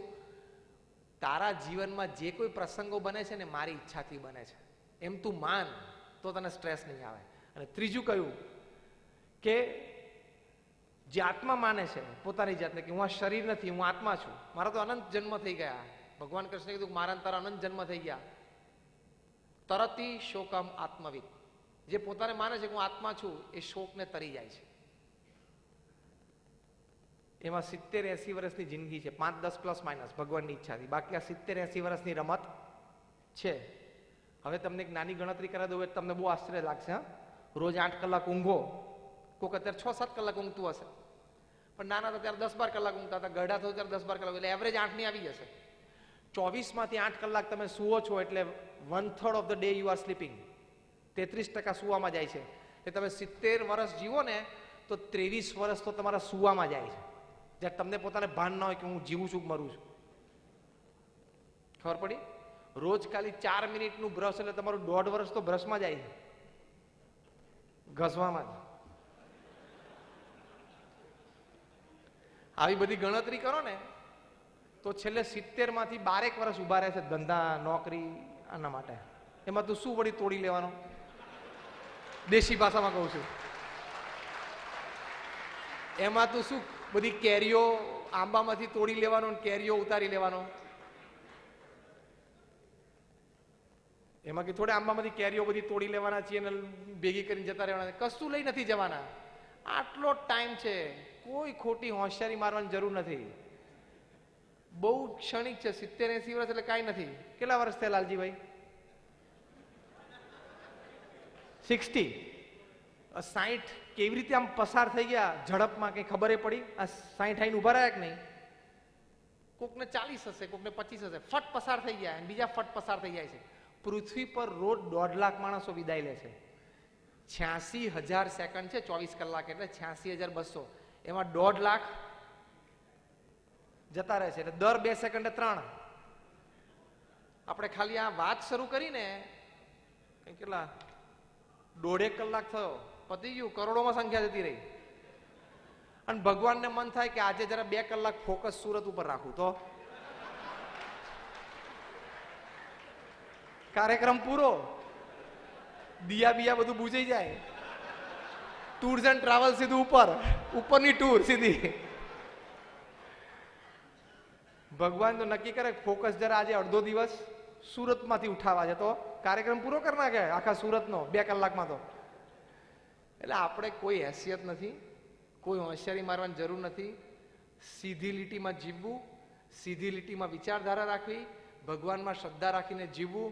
Vote ever happens in my life happens with the wish of God. ભગવાનની ઈચ્છાથી થાય છે. જીત હશે તો એ પણ આનંદ છે, હાર હશે એમાંથી પણ કંઈક શીખી લેશું ને આનંદ કરશું. લાંબુ જીવશું, ભગવાનની ઈચ્છા. અહીંથી અત્યારે ઘરે જતા કોઈકનો એક્સિડન્ટ થાય ને મૃત્યુ, તો પણ ભગવાનની ઈચ્છા. એમ સમજીએ ને તો સ્થિરતા રહેશે, તો આનંદ રહેશે, તો you will have lived your life. જો તમે 80 કે 90 વર્ષની ઉંમરે મૃત્યુ સૈયા ઉપર હોય ને તમારી છાતી ઉપર હાથ મૂકીને કહી શકો કે yes, I lived my life, હું મારું જીવન જીવ્યો, ધંધોય કર્યો, કુટુંબ પણ સાચવ્યું, સમાજ સેવા પણ કરી, લોકોને મદદરૂપ પણ થયો, ભગવાનની ભક્તિ પણ કરી, કોઈને નડ્યો નથી, કોઈનું મેં ખોટું નથી કર્યું.